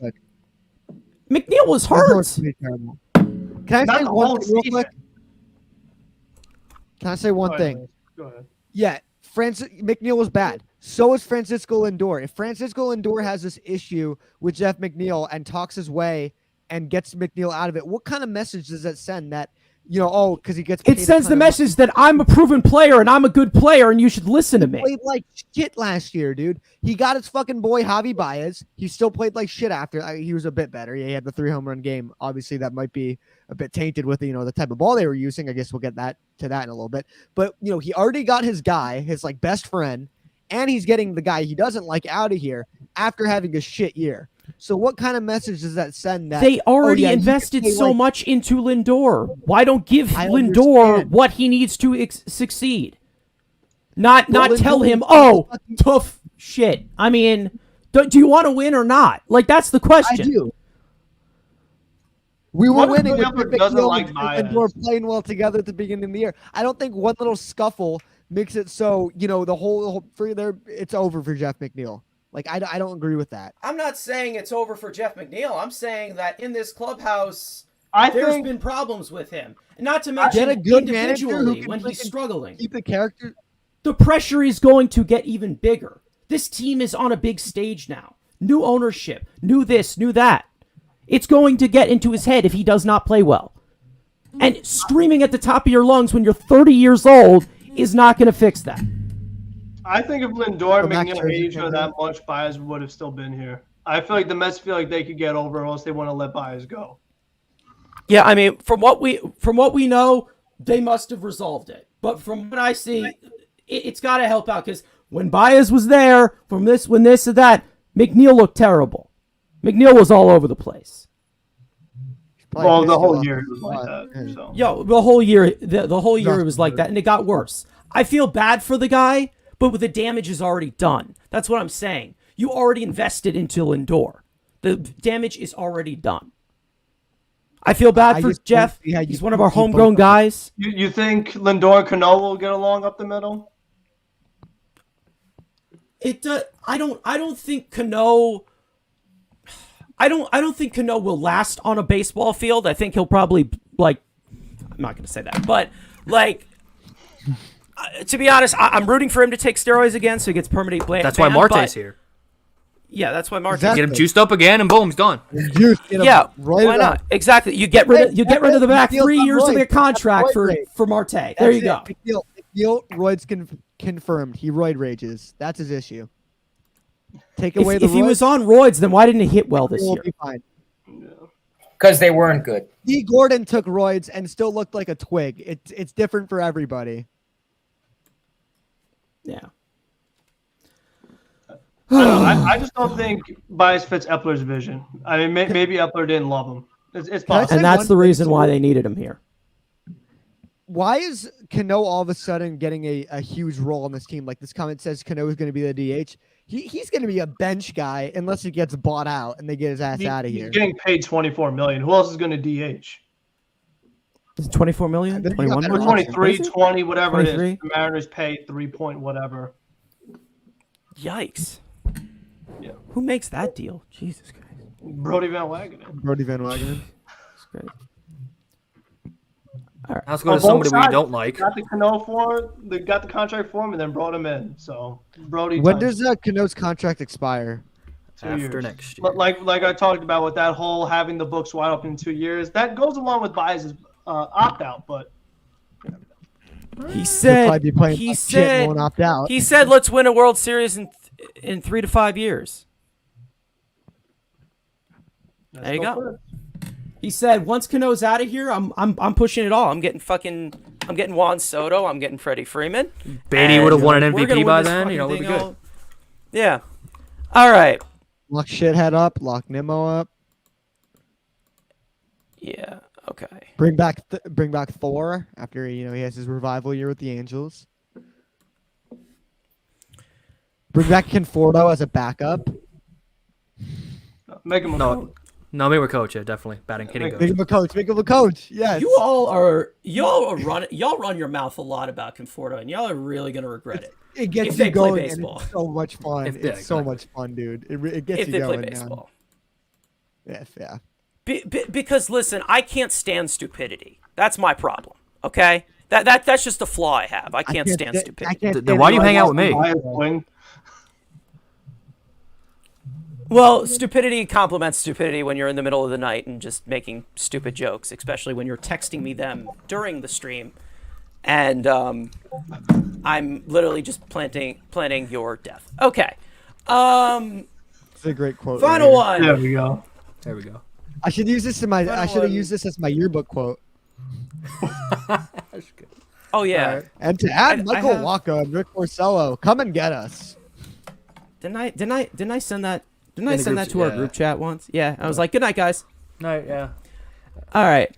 The final man who just left us yesterday, hours before the lockout, or like less than an hour before the lockout. I don't know. Math. Marcus Stroman signed a 3-year, $71 million contract with the Cubbies. Now, while the whole Gausman-Scherzer market was hot, Stroman made his presence known on Twitter. I'll get these guys, let these guys, dupe out whatever details, whatever thoughts they have about this. Lots to unpack. So I guess the main question here, I'll wrap around here and everybody can go off on whatever tangent they want to, is how should Mets fans view Stroman's time in Queens? There's been a lot, especially since the guy was not here that long, but there was a lot. Anyways, yeah, sure, why not? Lefty killer. So I will start with Nice guy, Toms River, New Jersey. Met Derek Jeter. Jesus Christ. All right. I'll start with Frank about sports. What Stroman, what comes to your mind? How do you view this whole situation? Well, a lot comes to mind, but when you talk about his time in Queens, I go back to when we first acquired him, when the Mets, thought they were going on a run after being the terrible Pittsburgh Pirates, after having a really disappointing season, and this whole idea of replacing Zach Wheeler and Marcus Stroman. And it's like, if we had the time machine and we could do it all over again, you never make the Stroman trade and you just re-sign Wheeler. Everything would have been so much easier and just overall better for the Mets had they done that.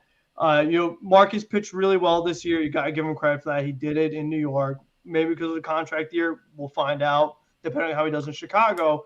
Top 10 ERA, you like that. What's unfortunate, though, is that, the Mets got Scherzer. Obviously, I love that. But so far as the way the rotation is, all the Mets have done is replace Stroman with Scherzer.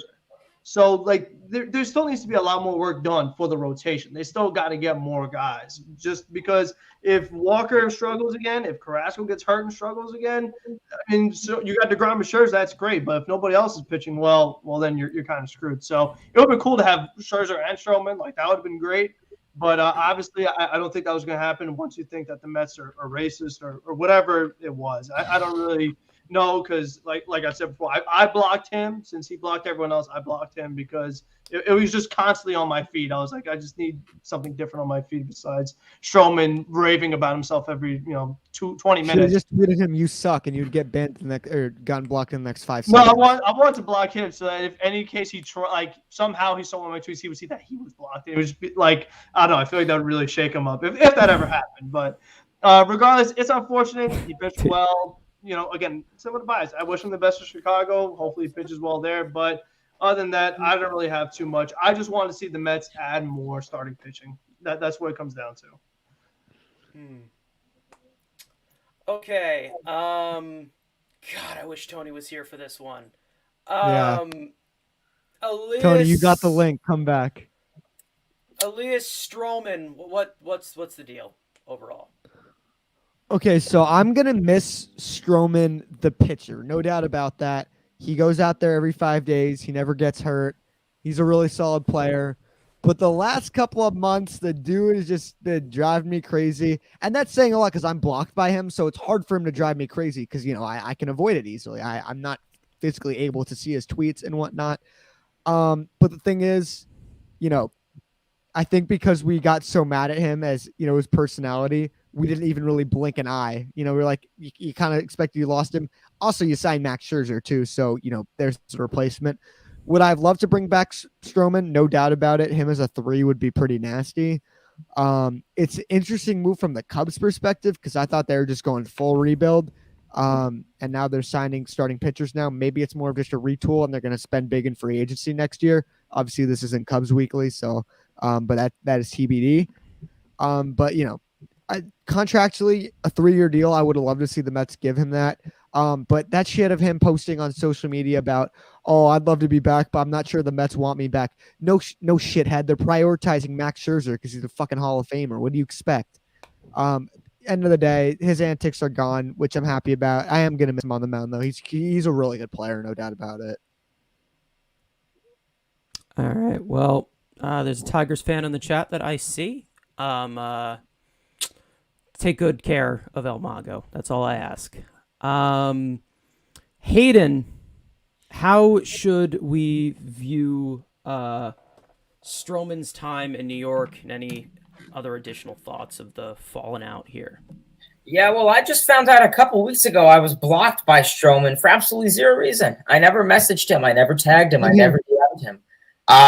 Perhaps maybe he saw 100% knows the show. Perhaps maybe he saw one of my rages of me flipping the chair saying F the Mets. Hi, Stroman. Otherwise, I don't really know. Otherwise, yeah, I mean, best of luck in Chicago, Stroman. Obviously, Cubs are... What are they? Listen again.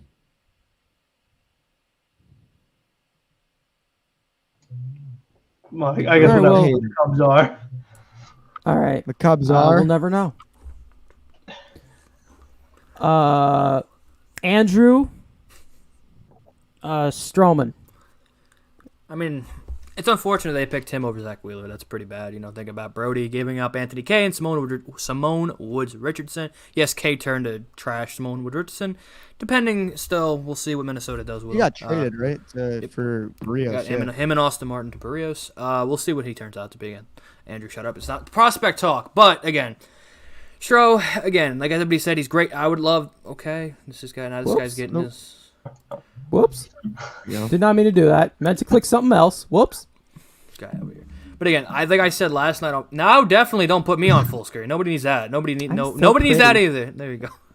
I'm so pretty. Okay. Go ahead. Fucking head looking motherfucker. All right. Whoa. Besides that, again, he's the kind of guy. Like I said last night, I would have loved the Mets to try to find an innings eater, and they're losing one in Stroman. Again, Stroman had to pitch well when he was on the field. maybe the first 2 weeks in 2019, and obviously opts out in 2020. Wasn't up to snuff that he was pitching in Toronto, but last year obviously pitched tremendous. And again, AAV wise and contract wise, really cheap. Maybe the Twitter stuff turned the Mets off, but if that kind of contract, I would have still been in. I would have dealt with the BS on Twitter, just to have the number 3 starter, the guy that's going to go out there every inning, especially with the question marks in our rotation. For like $20 million AAV, I would have been in that, especially when Gosman's getting 5 years of 110, and Ray, who are 1 year wonder type guys, 3 years of 71 million. I would have matched it, but again, maybe they just said enough of that fiasco on Twitter and let him go rant in Chicago. Go have fun throwing to Wilson Contreras if he's even still there, and I can't wait to see Nolan Arenado just tee off on him like he did for the Mets this year. So good luck, Stro, I guess. And that's really all I gotta say. Yeah.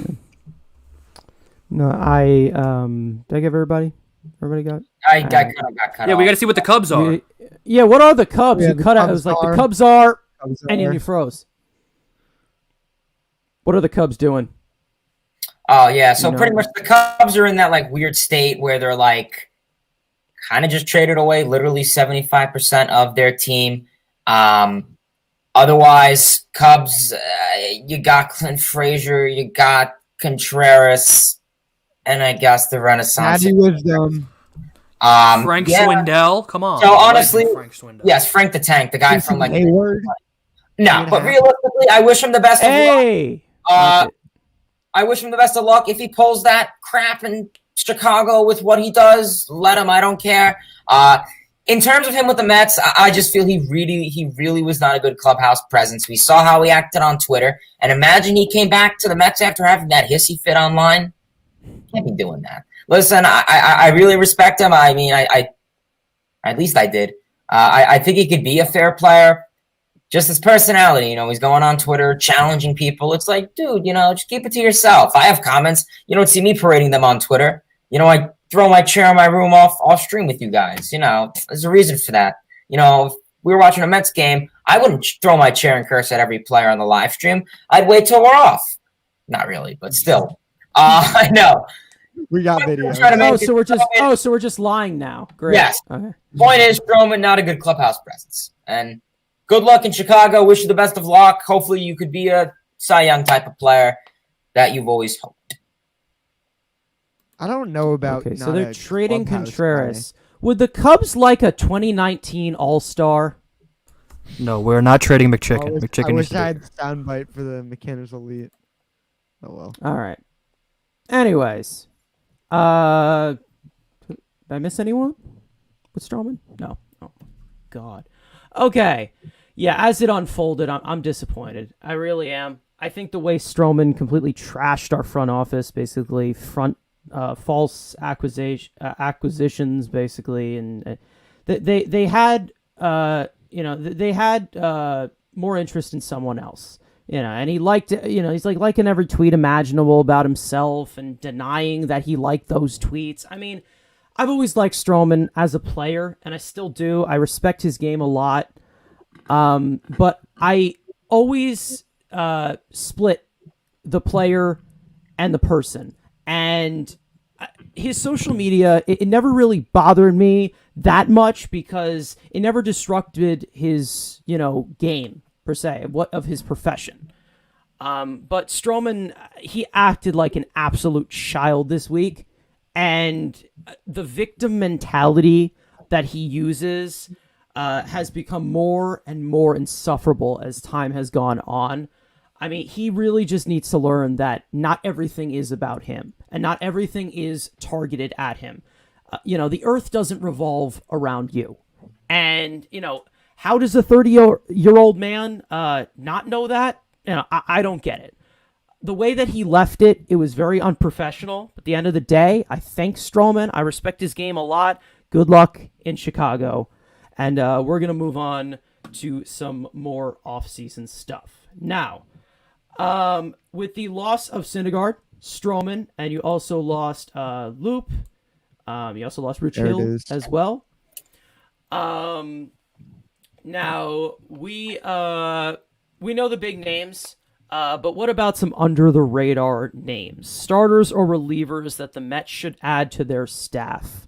I'm going to start with Mets talk with Hayden. What do you think, like under the radar move to add to the pitching staff, starter or reliever? Yeah, I mean, obviously, I guess, some starters would be nice and relievers would be nice. It really depends what wants to be addressed. Right now, I guess it'd be Jacob degrom, Max Scherzer. You lost Marcus Stroman, so that's kind of a big hole in the lineup. Hopefully, Carlos Carrasco. And then you got McGill and Peterson. And then I guess going down the line, you have Yamamoto, you have Zappucki. I guess Yusei Kikuchi could be a fair guy. We know that the Mets pursue. Oh, yeah, Taiwan Walker, my apologies. We did see that the Mets pursued a little interest in Yusei Kikuchi. Not bad of a guy. Definitely kind of had a great first half, slipped a little bit in the second half. Nice left-handed pitcher. I think he could possibly be something in prime age. It's always good to see. In terms of bullpen, I mean, Raisel Iglesias was really my number one guy. I thought that he would be willing to come to New York, and the Mets were able to work something out with him. But unfortunately, that is not the case. So we'll see. And that's the thing about bullpen pitchers is that they're so sneaky. They're very streaky. You can get some random guy that no one's ever heard of, and he could blow up. And that's all I got. All right. Frank about sports. Is there anybody, an under-the-radar guy that nobody has really talked about that the Mets could have as a valuable option?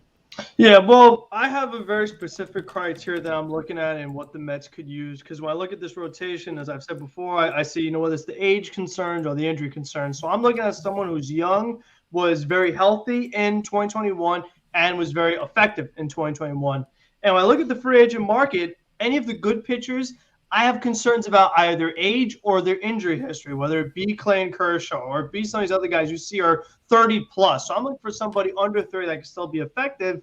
I don't see in the free agent market. But there is one guy in the trade market that really I was doing some research about him today. He really caught my eye, and that is Tyler Mahle from the Cincinnati Reds.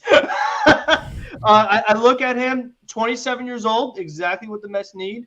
3.75 ERA, so not great, but not terrible, right in the middle, which is exactly what the Mets need. They need that like mid-rotation, back-end type starter. And my favorite part about Tyler Mahle, 33 games started in 2021. So he made a ton of starts. He didn't, pitch 1, 2 innings. He went, 4, 5, 6, 7, whatever, every single time he was out there. And that's exactly what the Mets need. We know that the Cincinnati Reds are in sale mode. His contract is like, $3 million this year, $4 million. So it's not going to be a huge cap hit. If the Mets need to put J.D. Davis in that trade or Dom Smith in that trade plus a prospect, I'm all for it. I think that's exactly who the Mets could use.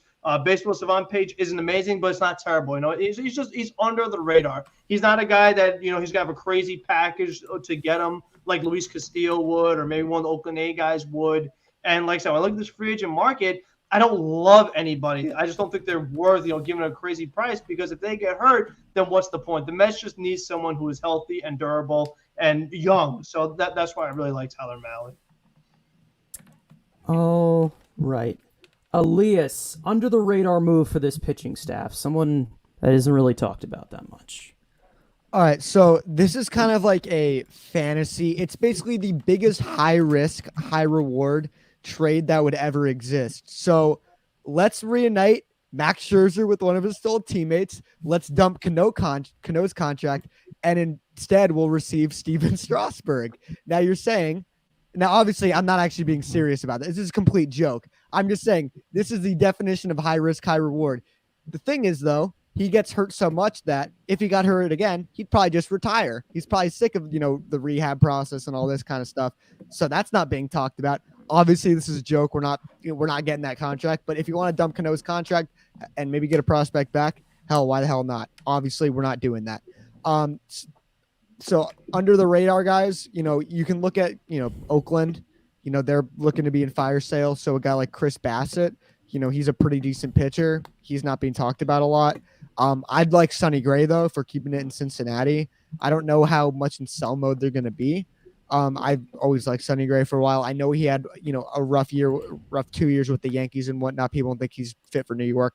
He pitches in Cincinnati. Well, that stadium's a freaking bandbox. So, yeah, Sonny Gray I would like as a 3. That's really good. Obviously, the Steven Strasburg thing was a joke, but Max Scherzer wants to bring back his old teammate. And hey, when Steven Strasburg's on, you see him in the World Series. That dude can pitch, but he's always hurt. So obviously that's a joke. But yeah, Sonny Gray is definitely a guy I'd look into. And like Frank said, on the free agent market, there aren't a ton of guys that really blow me away. Fortunately, we got the number one guy. I don't think Kershaw would come here, and honestly, I don't really want him. Just the injuries, he's getting up there a bit, and it wouldn't seem right, honestly, from just like a all-around baseball fan to see him out of the Dodgers. I know people are saying he's going to go to the Rangers because he's from there, but I don't think that's going to happen. And who even is left on the free agent market? Carlos Rondon is the best free agent starting pitcher left, but even hasn't then, he had some big injury issues in the past? He was banged up in the playoffs. He still pitched through it, and this was his first really good year. Like last year and the year before that, he was non-tendered last year. That's how bad. Yeah, exactly. So you're taking the risk of like the way Robbie Ray got a $100 million deal for Seattle off of one Cy Young year with a bunch of mediocre years. You're taking that same risk with Rondon, where you're probably paying $100 million for a guy that so far had one good year. Didn't he have one really big injury? Because people talk about how his arm is all messed up and whatnot with Rodon. Yeah. What was it? Like Tommy John or like? I don't think it was Tommy John, but he was able to recover from it. That's what matters. The fact that he was still effective after the surgery is what I look at. But I'm just thinking that like if the Mets don't want to do another $100 million contract, because Rondon's the only good pitcher, so to say, like left that's under 30. Like Greinke's not coming, so there's no point even looking at him. All right. Well, Andrew, do you have anybody? Even though I think yours was stolen because I saw you do like an entire spinorama. I didn't know you were that like. I didn't know you were that like. Dude, I play hockey, bro. I'm sneaky athletic. Besides the point, since Frank's stealing my guy Tyler Mahle, I'll go I guess with a replacement potentially for Rich Hill, maybe even Larry. I think more of this would be a Hill type replacement. And if you remember any of the deadline, this was a guy I kind of always wanted. The Dodgers went out and got him. Stanley Duffy. Again, is he a starter? No. Would I be comfortable making him a starter? No. But is he decent enough to start if needed? Yes. But if you put him in as the second lefty, as actually maybe just even the long man, kind of what David Peterson was somewhat doing before he got hurt, as the long man, extra lefty to have out, can give you, if you need an opener, can go 3 or 4 or 5 innings if possible, good fastball, good curveball, again, and will be cheap and more depth. You can keep McGill and you can keep Peterson in AAA. You have the flexibility. Again, if somebody gets hurt, let's say Scherzer and DeGrom get a nick, hey, they're scratching that, oh, Duffy goes on the mound tonight. That's like, again, he brings you the flexibility that he could be a starter, and he can give you a reliever as a second lefty. So since Frank's taking my guy Tyler Mahle, who I've fallen in love with to be a solid number 4, I will go with Rich Hill, even though the true answer is Luis Castillo.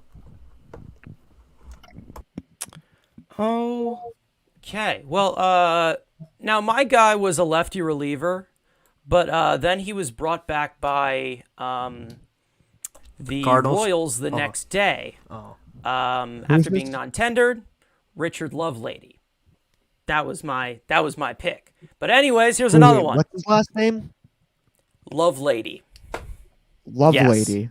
Yes. You could come up with so many memes. That's mine. And he's also pretty good. Man, I love Lady today. Nasty slider, by the way. If y'all have seen Lovelady, dude's good. Dude's good. Really good. Anyway, here's one that has been floating around.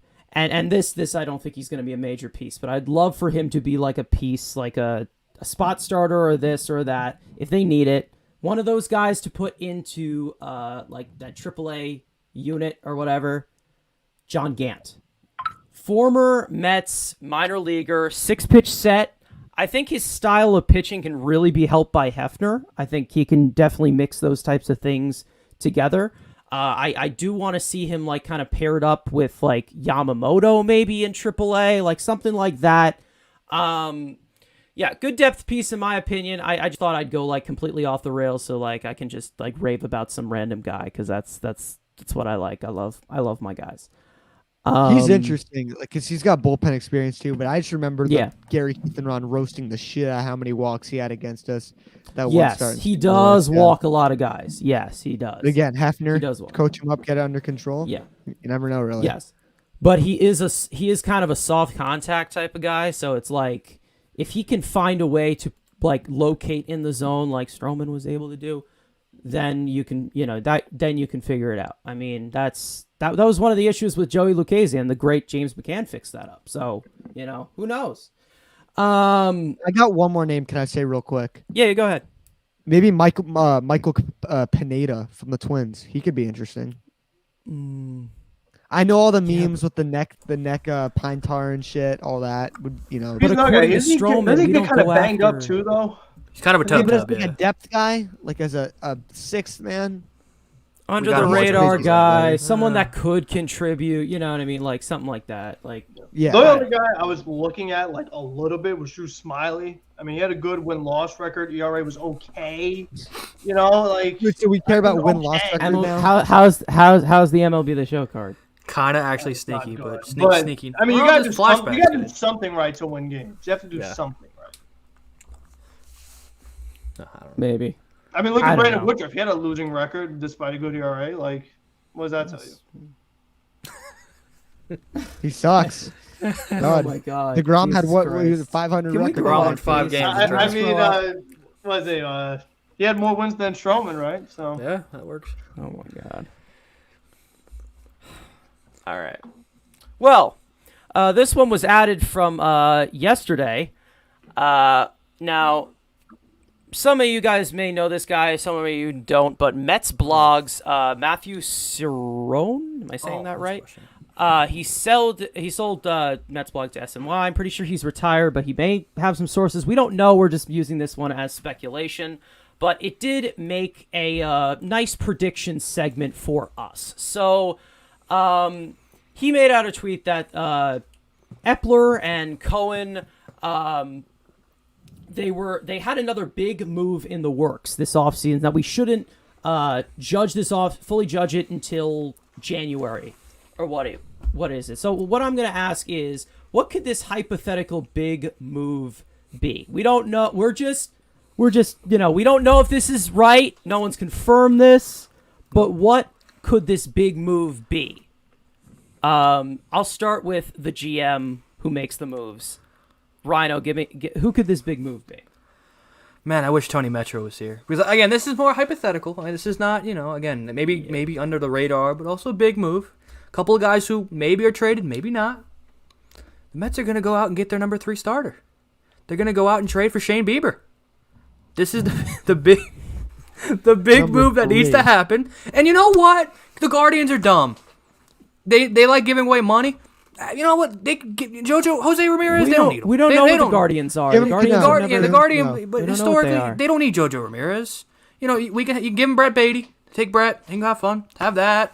You can have Alvarez too. Take him too. We're trying to win a World Series here, and I've been told that prospects are useless. So you can have Ronnie Mauricio too. GT Ginn, Matt Allen, doesn't matter because major leaguers are more valuable than anywhere. So Jojo Ramirez playing third base. Eddie Escobar can play second. Jeff McNeil can go to Cincinnati for Luis Castillo. We're gonna have the greatest rotation in baseball. All right. So Sign me up. Are you saying that have you ever heard of a major league player like right now, like Mike Trout? Yeah, he's You pretty think good. he was playing in the minor leagues? No, He's always think a he was- major league right, I player. think he was out of the great city of Vineland, New Jersey, and just came right to the big leagues. I think he was just 8 years old and just started hitting dingers. Popped out the womb hitting dingers. Yep. All right, Frank, what could this big move be? What do you think what are they trying to do here? the only guy I could think of is Chris Bryant, only because, like I've said before, they've looked at him just for so long now, and every single Mets fan alive is probably in Steve Cohen's mentions about Chris Bryant. I bet you if Steve Cohen opened up his Twitter account right now, looked at his mentions, all it would say is Chris Bryant, Chris Bryant, Chris Bryant, Chris Bryant, Chris Bryant, Chris Bryant. And we know Steve Cohen goes on Twitter. So he knows that's what the Met fans want.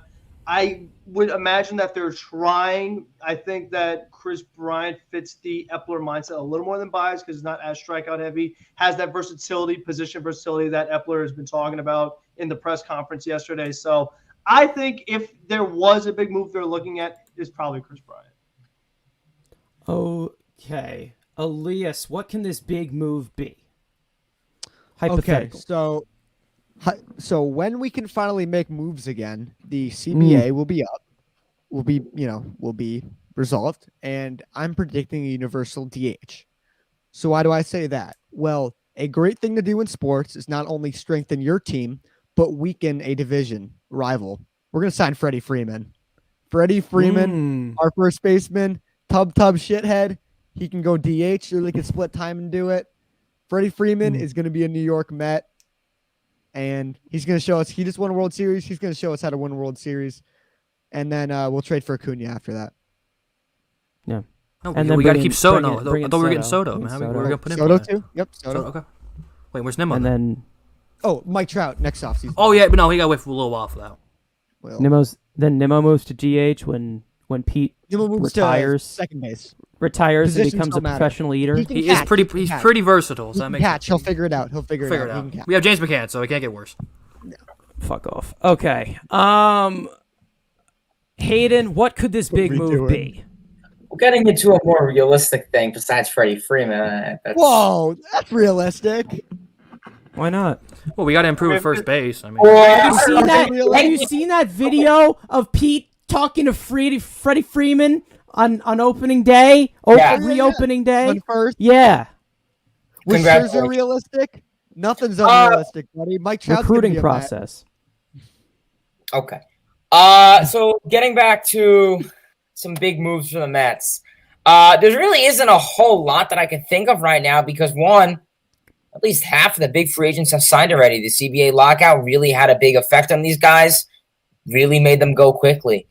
So I guess really Chris Bryant, like Frank said, would be really the number one guy left. And it questions, if you get Chris Bryant, you're getting rid of at least 3 guys on the roster, on the 26-man roster, whether that is a Dominic Smith, whether that is a JD Davis, and even some bench bats, obviously. I mean, Blankenhorn could be thrown in something if you're talking about a trade with Cleveland. The A's, however, it's really questionable. If you want to trade, you want to preserve the farm system. I think there are some trades out there where, you don't really have to give up a whole lot, whether that's giving up, a Jalen Palmer or Carlos Cortez, and then maybe you throw in one Mauricio. It really depends on who you try to get. If you're going to get a guy like Shane Bieber, you have to give up a little bit. But, if it really depends on the move. Otherwise, I am looking forward to it. And yes, I agree, Steve. Pete Alonso is the best, 100%. No doubt about that. Jersey back there. Biggest Pete Alonso fan. Let's go. But yeah, honestly, I think we should also extend Pete Alonso. That's what we should do. Now, but being realistic though, Nimmo and Alonso on the ground. That would be a good big move for the Mets this offseason. Extend those 3. All right. Well, I think well, they stole Max Scherzer. So why not steal Trey Turner? Why not? I mean, you can rotate from DH and shortstop with Lindor. I mean, it's not bad, right? No. I think it's going to be Chris Bryant. That's what I think it's going to be, mainly because they did not go as high with Baez, and they were still willing to bring that in. And Bryant, I'm pretty sure, he's older than Baez. So they might go a little like they might go... They might be able to get him for 5 years. I doubt it, but if you have a hole in third base again. Like I said earlier, moving to the outfield when Brett Beatty comes in. You have Canha only there for 2 years, and Starling Marte, he's gonna be there. But yeah, that's what I think is going to happen. All right, well. It is now the end of the show, which means it is time for Carson's criteria. We have the top 5 most hated opponents in Mets history. Let's go.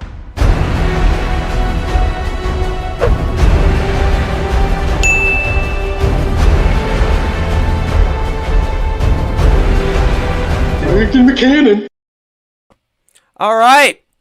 We've got a nice new presentation here. Hope you guys like it. Anyway, yeah.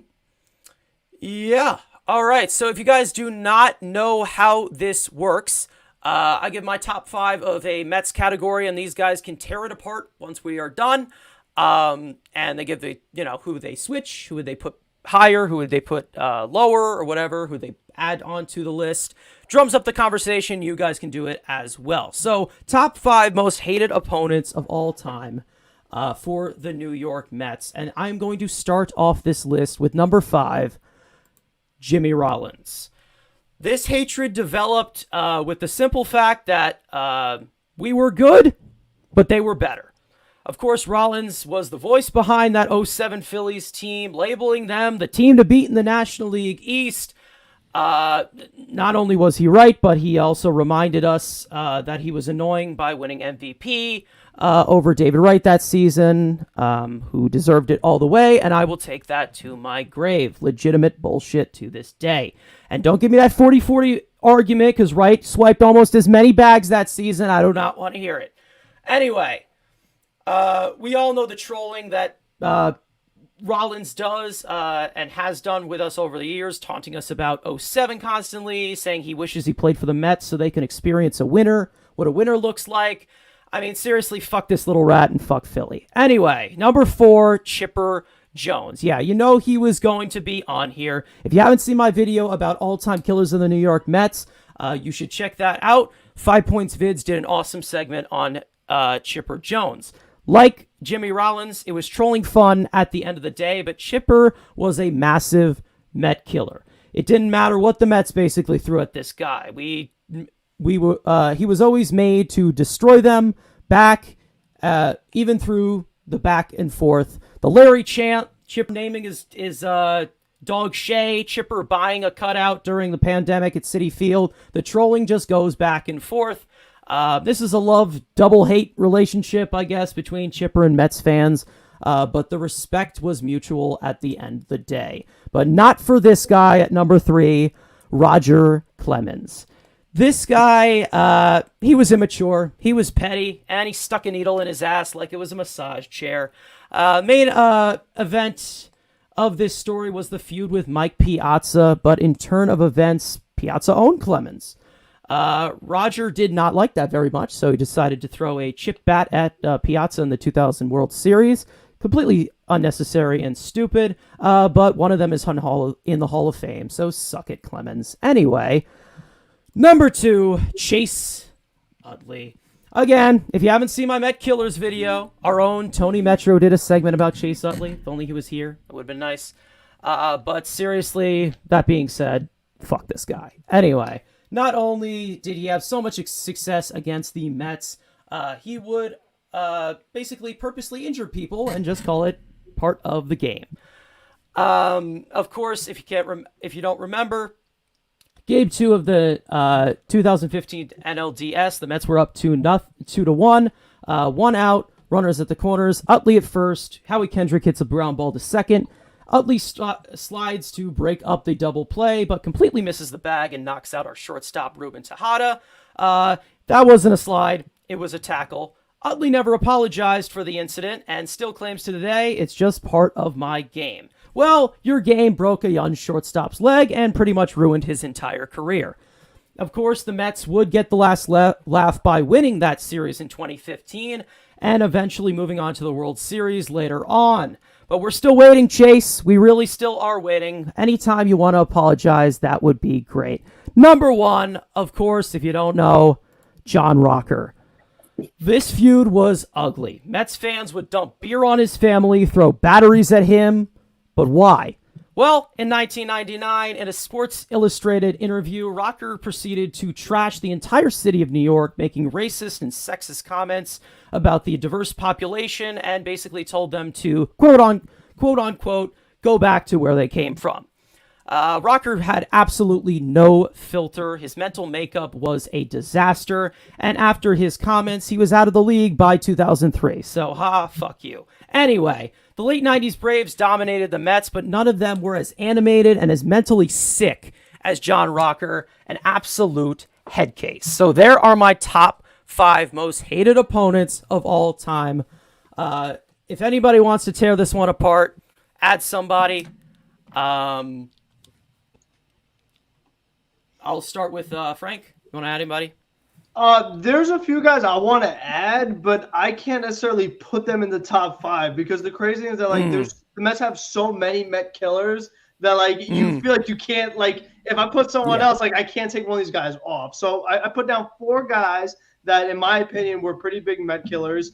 Number one, Yadier Molina. He's someone I talked about a little bit in my, Mets, in that section of the Mets Killer video. Obviously, 06 was the big one, but even this year, like Yadier Molina still hits the Mets really well. I mean, this many years later. So he's a Met killer. Ben Zobrist, I think, is a sneaky Mets killer in a couple of ways because, facing the Royals, he killed us there. And then when the Mets targeted Zobrist as the second baseman, it kind of like drew Stroman where Murphy felt a little bit disrespected. So since the Mets didn't get Zobrist, they couldn't keep Daniel Murphy, who went on to kill us right afterwards. So Zobrist kind of in two ways hurt us. Derek Jeter, he hurt us in, the 2000 World Series, the Subway Series World Series, and just ever since then, all Subway Series. And then Mike Scioscia, because he hit that huge home run in the 80s, knocked out the 88 Mets. So those are four guys I have that have like really big moments that crushed the Mets in pivotal moments, pretty much. Andrew, you got anybody that you'd add to this? Again, like Frank said, those are your top 5 guys. I can just think of like pain in the asses that like you hate seeing him in the batter's box. Alcides Escobar, Freddie Freeman, Paul DeYoung. Like some of those guys were just a pain in the ass to face. Team. Exactly. You just guys that you hate to see in the batter's box, and there's personal hatred. Pat Burrell. Good human being though, but God, piss off Pat Burrell. Like, again, everyone on that list beside I think Chipper, there's a hatred for the person. Chipper was a respect on the field. He just killed us. Yeah. But there's nobody, like, again, Freddie and guys like that. Nobody's coming. Like, you got your 5 guys. Yeah, Freddie's such a good guy. Freddie's a good dude. And that's why he should be our first baseman, just so he can stop killing us. Yes. But yeah, like, again, it's just guys who you just hate seeing compared to some of these guys that you just hate, and you would throw a bottle of beer at somebody. Well, a few of these guys can, get a nice little steel chair to the head or something like that. But, again, everything else is just kind of guys you just hate seeing in the batter's box. When these guys, you hate seeing them in real life. When Freddie Freeman was like the only one, like as a kid, like when I was like I was younger, like Freddie Freeman was the only guy that was like, when I was watching, if I saw him hit something, my heart would immediately drop. Unless it's even if it's a pop up or a weak ground ball, like, because I know something crazy is gonna happen because he just destroys us all the time. Elias, is there anybody you would like to add here? Not necessarily. I think it's a good list. I thought Chase Utley was going to be number 1, and then I completely forgot about John Rocker. And after your explanation, he should be number 1. For me, I feel like the guys who should be on here are like the guys who, not as just as players, but as people, except for if they're in division and constantly playing. Like guys like Yadier Molina, I understand, but you're not playing him all that often. It's just in the big moments he screws you over. If you're looking at the last couple of years, Jorge Alfaro maybe. That's his name right there, reliever on the Jorge, what's his name? Oh, Alvarado. What was Alvarado? Alvarado. Yeah, Jorge Alvaro's catcher. Jorge Alvarado. I'm just trying to think of some recent Met. They're both good right here. Blood with the Segura, he's become Gene a Segura, massive Met killer. Yes, Gene Segura is a really good one. Michael Franco. I mean, Bryce Harper. Was Camargo one of them? Michael Franco. Camargo was good too. A pain in the ass too, but Bryce Harper, for most Mets fans, they hate. He just went to the Phillies. Exactly. Like even when he was a national, everybody hated this guy. That's just someone. No, Camargo went to the Phillies. But Camargo went to the Phillies. Yeah. Yep, they're all the Met killers on the Phillies now. Pretty much. Back Franco. Yeah, can't wait. We got Diaz. We're good. To face Segura. Hayden, there anybody to add? I mean, the list looks pretty adequate. I mean, Chase Utley obviously was a pain in the behind. I mean, he literally had that little Utley corner nicknamed after him on the right field. Otherwise, like everyone said, it's kind of the same. I mean, maybe like 8, 9, 10. One name you guys didn't name was Kyle Schwarber. He freaking killed the Mets this season. I mean, he had like 7 home runs against us with the Nationals, and like that's 3 1 year. He keeps it up. Yeah, that's 1 year. Well, I'll tell you never really been. He's never really been a super threat with the Mets in the past, but this season he really dominated us. No, I love seeing Schwarber in the 2015 playoffs when he couldn't catch a fly ball in left field, was diving all over the place, just tubbing everywhere. He took, and really helped the Mets out a ton. He took what Daniel Murphy did very personally this year. I don't know what it was. Yeah, he had to pick up that Nationals torch. Yeah, loved hitting Tyler McGill too. Stop it. Okay, please stop it. All right. Well, another guy that was on here he was a former Met, but then he was sent off to Houston. Mike Scott with the scuff balls. Yes. That was another guy that was on here. Mm-hmm. I did have Jesse Winker for a little bit, but then I kind of just tossed him I off. feel like that was just like a 2-day thing. Like he hasn't really. It was, but they remembered him this year. We all remember, but he hasn't been like these guys. He's like, funny though. Like I know I'm supposed to like hate him as a Mets fan, but he's funny. We got He's the last funny. lap though when he got ejected, so it's all good. Yeah. Don't worry, the Phillies will trade for him, play him in left field, and then he'll become a real pain in the ass. That's very possible. Yeah, McCutcheon's gone. So and Red's fire sale. and Mickey Moniak is trash. Trash. The whole outfield other than Bryce. You know, they only have 2 outfielders on their depth chart right now. Yeah. No, and one of them is Bryce. One actually, well, the other guy's like a fucking scrub, but Bryce is like their only outfielder. And he's listed as their left fielder and center fielder. I can't imagine having that problem. I mean, two I got primary 99 outfielders. problems, but outfielders ain't one. Oh. Hell yeah, man. All right. As I the miss rest of the outfield, episode Dan going to be a rap session. I'm trying to think of the other one that I had. I Peter Alonso did diss track coming soon.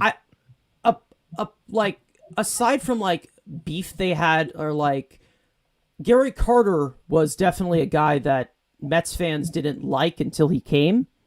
There was a lot of like, that was the thing. I had Pete Rose, but that's kind of like a common one for everyone. Yeah. He wasn't to the Mets. Let's see, what was I had one other guy. Wainwright. Oh yeah, he's maybe 6. But I respect the hell out of Wainwright, so it's not really like it's not Steven really Matz' hate, curveball's like, gonna get so much better this year. Just saying. Yeah, probably. Watch it. It's gonna be nasty. Are you looking at expected metrics now, my guy? No, it's one good curveball guy goes with one curveball guy, and called eye test teaching. It's a thing I know analytics people don't like. Called a bullpen session. You really just you suck the fun out of memes sometimes. All right, we have some. This is a good one. Yeah. Nice. That's just like Nice. most hated people in general. He'd be in there for sure. Now Birdie Madoff.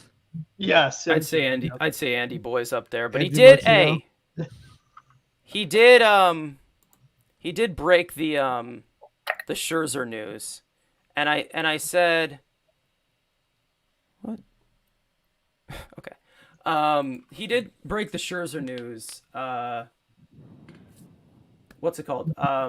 And I tweeted out that I won't slander him for the next 5 minutes if he gets it right. And he got it right. So he got no slander for 5 minutes. So all right, so we do have one question that was sent in via Twitter. Who do you think is going to be the manager for the Mets? Not your favorite, but who do you think will be the manager? Because that's kind of been in discussion. To be honest, the most likely ones are not really appealing, but Frank About Sports, is there anyone that you think should be the Mets manager? Well, if I had a choice, I do like Mike Schilt. I think he'd be a pretty solid choice. Obviously, I still like Miguel Cairo as like a dark horse guy, but I think realistically, I kind of think it's going to be Brad Ausmus. I know that that's like Epler's guy. He wants to give him another chance, and I think that like Ausmus would be okay with the media because he's like a younger guy compared to like someone like Buck, who I don't know if Buck wants to deal with the New York media, 3 times a day at his age. Like, I mean, why would you want to anyway? So I think that Brad Ausmus would probably fit more of what Epler's looking for since he already hired him before. So I think I want to give him one more chance. But that's my prediction is Ausmus. But I would like Mike Schilt only because like there's just not a lot of amazing options out there right now. Like Beltran, okay, but still like the rookie manager thing is concerning. That's a great comment.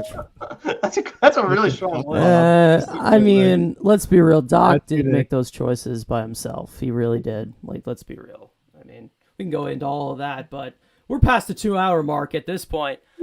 So Andrew, manager, anyone like? 2-hour mark at this point. Speakers are on. Hayden. Holy oh my God, shit! there's two I got Mets a fans. clone. Yeah, Jesus. I got a clone, man. Jesus Christ! I can't even handle one. Yeah, neither can Twitter. Please, Mike Schilt. Like, literally, Buck Showalter, send him back to the retirement home. Brad Ausmus, like, Again, like Frank said, he's younger. Yeah, I don't like him. I just. I know, this is the question. Mike Schilt, please. Like he's one, believes in his players. Again, I can see firsthand. I've seen it firsthand. This guy's gonna stick up for his players. One, he's actually won something. I know Buck Showalter is like, he's won a bunch of games, hasn't won a World Series. I'm not saying Mike Schilt has done that, but for the short time that Schilt has been a manager, he's been he's been pretty productive. Yes, he's with a great organization with the Cardinals, with great talent, but he also developed a lot of the talent in Springfield.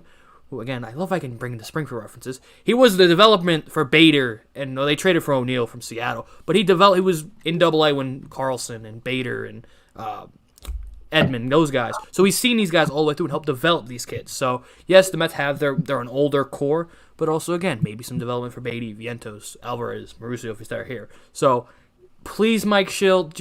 There's been no rumor at all the Mets being linked to him. I'm not going to say he's going to be the manager, but he's the best option. Please, Steve. All right. Hayden. Luis Rojas is not available. So who do you think is going to be the Yankees? The manager? Well, you're on my third base coach watch. Just remember. No, I'm kidding. Yeah, realistically, there's really no one that really stands big out there. I guess the big three that are in, the air is Buck Showalter, Carlos Beltran, and Mike Schilt. Otherwise, that's it. It's probably going to be this guy that no one's ever heard of. Kind of like with Ro. Maybe you get someone from the domestic part, you get someone from the Mets organization inside, whether that's a coach. Otherwise, those are the only three guys I can really think of.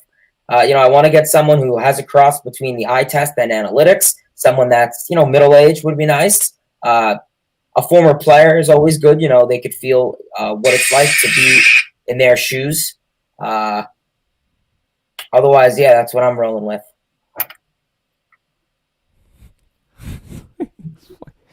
Okay. Elias, did I get you? Or... No, not yet. No, go ahead. As you can see right here, I've started the hashtag anyone but Buck movement. I don't get the hype. What has he done? He's been out of the league for 3 years now. Hashtag anyone but Buck Showalter, please. Mike Schilt, interesting. I honestly would rather go for that kind of no-name guy. Pat Murphy from the Brewers, I've heard a couple good things about. Brad Ausmus, he's had 2 chances. I know, Ep Dog, you gotta trust him. He's earned our trust, I guess. But Ep Dog, yeah, I managers, the big names really don't do anything for me right now. I'd be okay with Mike Schilt, but yeah, I'd get a smaller name, like Hayden said, a mix of the eye test, a mix of the analytics. But hashtag anyone but Buck.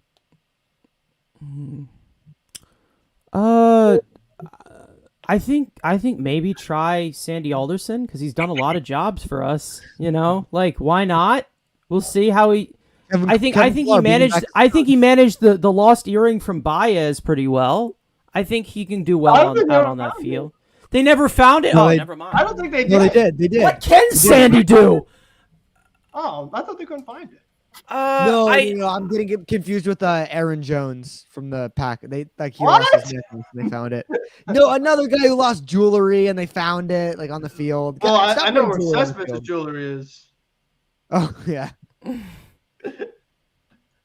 Maybe they found it. I don't know. Michael Crabtree's jewelry. Okay, how about the Todd father? I would love Todd as Mr. Met. I love that. Yeah, why not? He'd be the definition of a player's coach or player's manager. Yeah. Good dude, though. I don't really like someone who was a teammate. New Jersey. You did play in the Little World Series, right? Yeah, well, he did play in the league, but I don't like the idea of someone who was a teammate of these guys as their manager. Because look out with the Cubs when Ross became the manager, it was a disaster. So, Yeah. I mean, like, they don't look at them as an authority figure. They kind of look at him as like one of the guys still. So it just like I don't know. They don't really play for him as much. I feel that's kind of with Ross, where Ross was so much these guys' friend because he was like an assistant coach for 12 years and was with these guys in the minors. That you need someone who they actually respect. It's like, okay, this is the boss. This is the guy that's gonna hold us in check, and is really gonna have the organization run a certain way. You want someone to establish that, and you feel like Andrew said, like Schultz will defend his players, but also is tough enough to where like he's someone you respect because he has the right age gap. I guess is the way to put it. We should call Chipper. Chipper would probably make a decent manager too, but I don't think he want to manage the Mets. Okay, well, let's actually talk about this for a second because while we're on Sandy Alderson, what was going on with him in that press conference? Is he okay? Yeah. Guys, I know what happened. Okay, so I really think in terms of the Mets, I think they're really going to be a good team. Yeah, he was blinking a lot. He Like, did he that. was- I noticed he's done that a lot. But I mean, this dude is like a typical grandparent. When you FaceTime them, their face is like this in front of the camera. Like, bro, move your face back. It's a Zoom, a FaceTime call, not literally a FaceTime call. I mean, all older You have to generation. remind him every time. You have to Yeah, remind like him every time you do not my that. grandparents. That's what I do when I answer the phone. FaceTime. I put my face super close. Nah, you just got to do like this, like. But nobody gave him his meds, so he's just. God, just let him retire. Let him retire already. It's enough. The guy's done enough. Let him sign the lefty and then just fire him. Just let him find the lefty and you go away. Get the I'll fleece give him relievers. one more Get the draft. fleece relievers, and then Get the Steve lefty Cohen to can. retire. Yeah, I like it. And then bring him back to the Another draft, t-shirt. and then you can get rid of him. I'm after the Kumar rocker. I think that's pretty much. Yeah, that's a good point. No, That's a good Dog will point. just draft Mike Trout again. No, Dog would sign him. Hayden without a hat? No way. Love Jesus Christ. This is That great. actually was the thing. Dog's good Anyways. at press conferences too. He's always in a really good mood. Well, I mean, when you He's, sign he's Max an Scherzer- agent. He's Yeah, an exactly. That's who he's an agent. Yeah. Exactly. It's coach speak. Yeah. Scott Love the Boras dead is the time. manager. Well, he seems to know everything, so why He doesn't- not? That is true. No, that's right. We gotta get. I mean, they got a good relationship now. Since we want Good David relationship Stern now. so bad, let's just bring him in as the manager. No, we need him and Dog to make the biggest juggernaut in a front Dave office Joust? possible. Any interest in Dave Joust? Davey, Nah. Davey Joust. Nah. won the game he managed. Elgato. Yeah, Carlos Fonzie's a good Fonzie, make Beltran the hitting coach, Delgado the bench coach, and we're good. one. What a We could go graphics. on Lenny Dykstra's Let's wrap recommendation. it up. Yeah, I miss hospital food too, Zarice. That's interesting. All right, Well, we're just- let's wrap it yeah. up here. I'll let these guys get their final remarks here. We'll start with Frank about sports. Yes, Frank About Sports, the name of the channel. I made a lot of videos, individual videos, talking about some of the Mets transactions. I'm going to be doing some preview stuff now that between lockout, we have a lot of time to kind of think about what the Mets should do for all the different areas of need, even if it's something small or something we could look at. Any big news story in any of sports, that could be a reaction video. And maybe we'll do some other content. We'll see how long this lockout is and pretty much go from there. But thank you for having me. And let's go Mets. Hopefully this lockout isn't that long because, I mean, we were off to a really good start, and it just, like, the momentum just died so quick. It really sucks. All right. Elias. All right, whatever that was. Yeah, Big Apple Banter Media's channel, link below. Check me out there. New stuff. Occasionally live call-in shows. Collins. You already know. Check me out on Twitter too. I post a lot of angry shit on there. Yeah, I'll keep you posted. I might be doing some posting music stuff and whatnot with this lockdown, so figure it out. Hopefully, please get a CBA going, and fuck you, Rob Manfred. That letter was a freaking joke, man. Yeah, and that's why we left all the lockout stuff out of here because that would have my made bad. it I a spilled the 6-hour vibe. My bad. thing. Yeah. Next Hayden. time, let's talk about the lockout and let's make all of our faces the player, the thing that all the players are doing on Twitter. I'm not doing no. I'm letting that trend die. I Let it go. despise that. It's been a day and I'm already. I think sick it's of that awesome. I love it.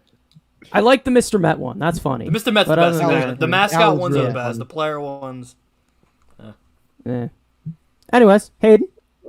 What's going on, everyone? Mets Talk with Hayden is the name. Appreciate you guys tuning in. If you guys would like to, feel free to check me out. Be very much appreciated. Hit 500 subs a couple days ago, probably a couple of weeks ago. I honestly forgot to mention it. But thank you guys. Really appreciate it. Channel's doing very well. Of course, thank you guys for having me on as always. LFGM, let's try to get some stuff rolling. I mean, CBA, we'll see how long it is. Fingers crossed it gets resolved by hopefully January, the latest. I got my spring training stuff set, all my tickets for spring training. I'd be really unfortunate for it to be canceled or postponed. So, any executives, owners, if you're listening to this, don't be selfish. Just agree to it. That's it. Just agree. It's okay. That's it. Just agree. Yeah, just agree. It doesn't matter. Money. What else can it do? Why not? Andrew. Yeah, like I said, the lockouts hit, so again, everybody's kind of doing more hypothetical Met stuff and all that, and news. I am going to do something. I've been sitting on this idea for a couple weeks now. There's going to be, and especially the success of the Nick Plummer video for some reason popping off. Also, thank you for 300 subscribers. I didn't say at the beginning, but thank you. There will be minor league content is going to be my main priority over the next couple. Well, I'm hoping to get out in the next week and a half my personal top 20 prospects. Then I will be doing breakdowns of pretty much any big prospects, the Wits, the Adleys, anything pretty much breaking down. I'll do a bunch of top 10s. I got about 37 videos ready to go, and maybe potentially bringing something to Mets Weekly, potentially. So who knows? So thank you for 300 subs. As always, I love doing this, and we got another big announcement next week. So, Yeah, next week, guys, we have the what was supposed to be this week, and we also have another announcement after that. Oh God, okay, whatever. We've been on for a while. Okay, anyway, guys, go follow everybody. On Thursday at 7. Thanks, Alex, for tuning in. Yes, right. Every Thursday at 7 o'clock Eastern. Every Thursday at 7 o'clock, unless there's some if you're in the Central, that's 6 o'clock. So all right, Central, what's up? So guys, make sure to go follow, Yep. subscribe to everybody. TonyMetro as well, who could not join us. Thank you guys so much for watching. We will see you guys next week. It's going to be a fun one. Get ready. It is a fun thing to get your fix during this lockout, which kind of sucks. But you know what? We're going to power through it. And guys, thank you for watching, and we will see you guys next week. Go Mets.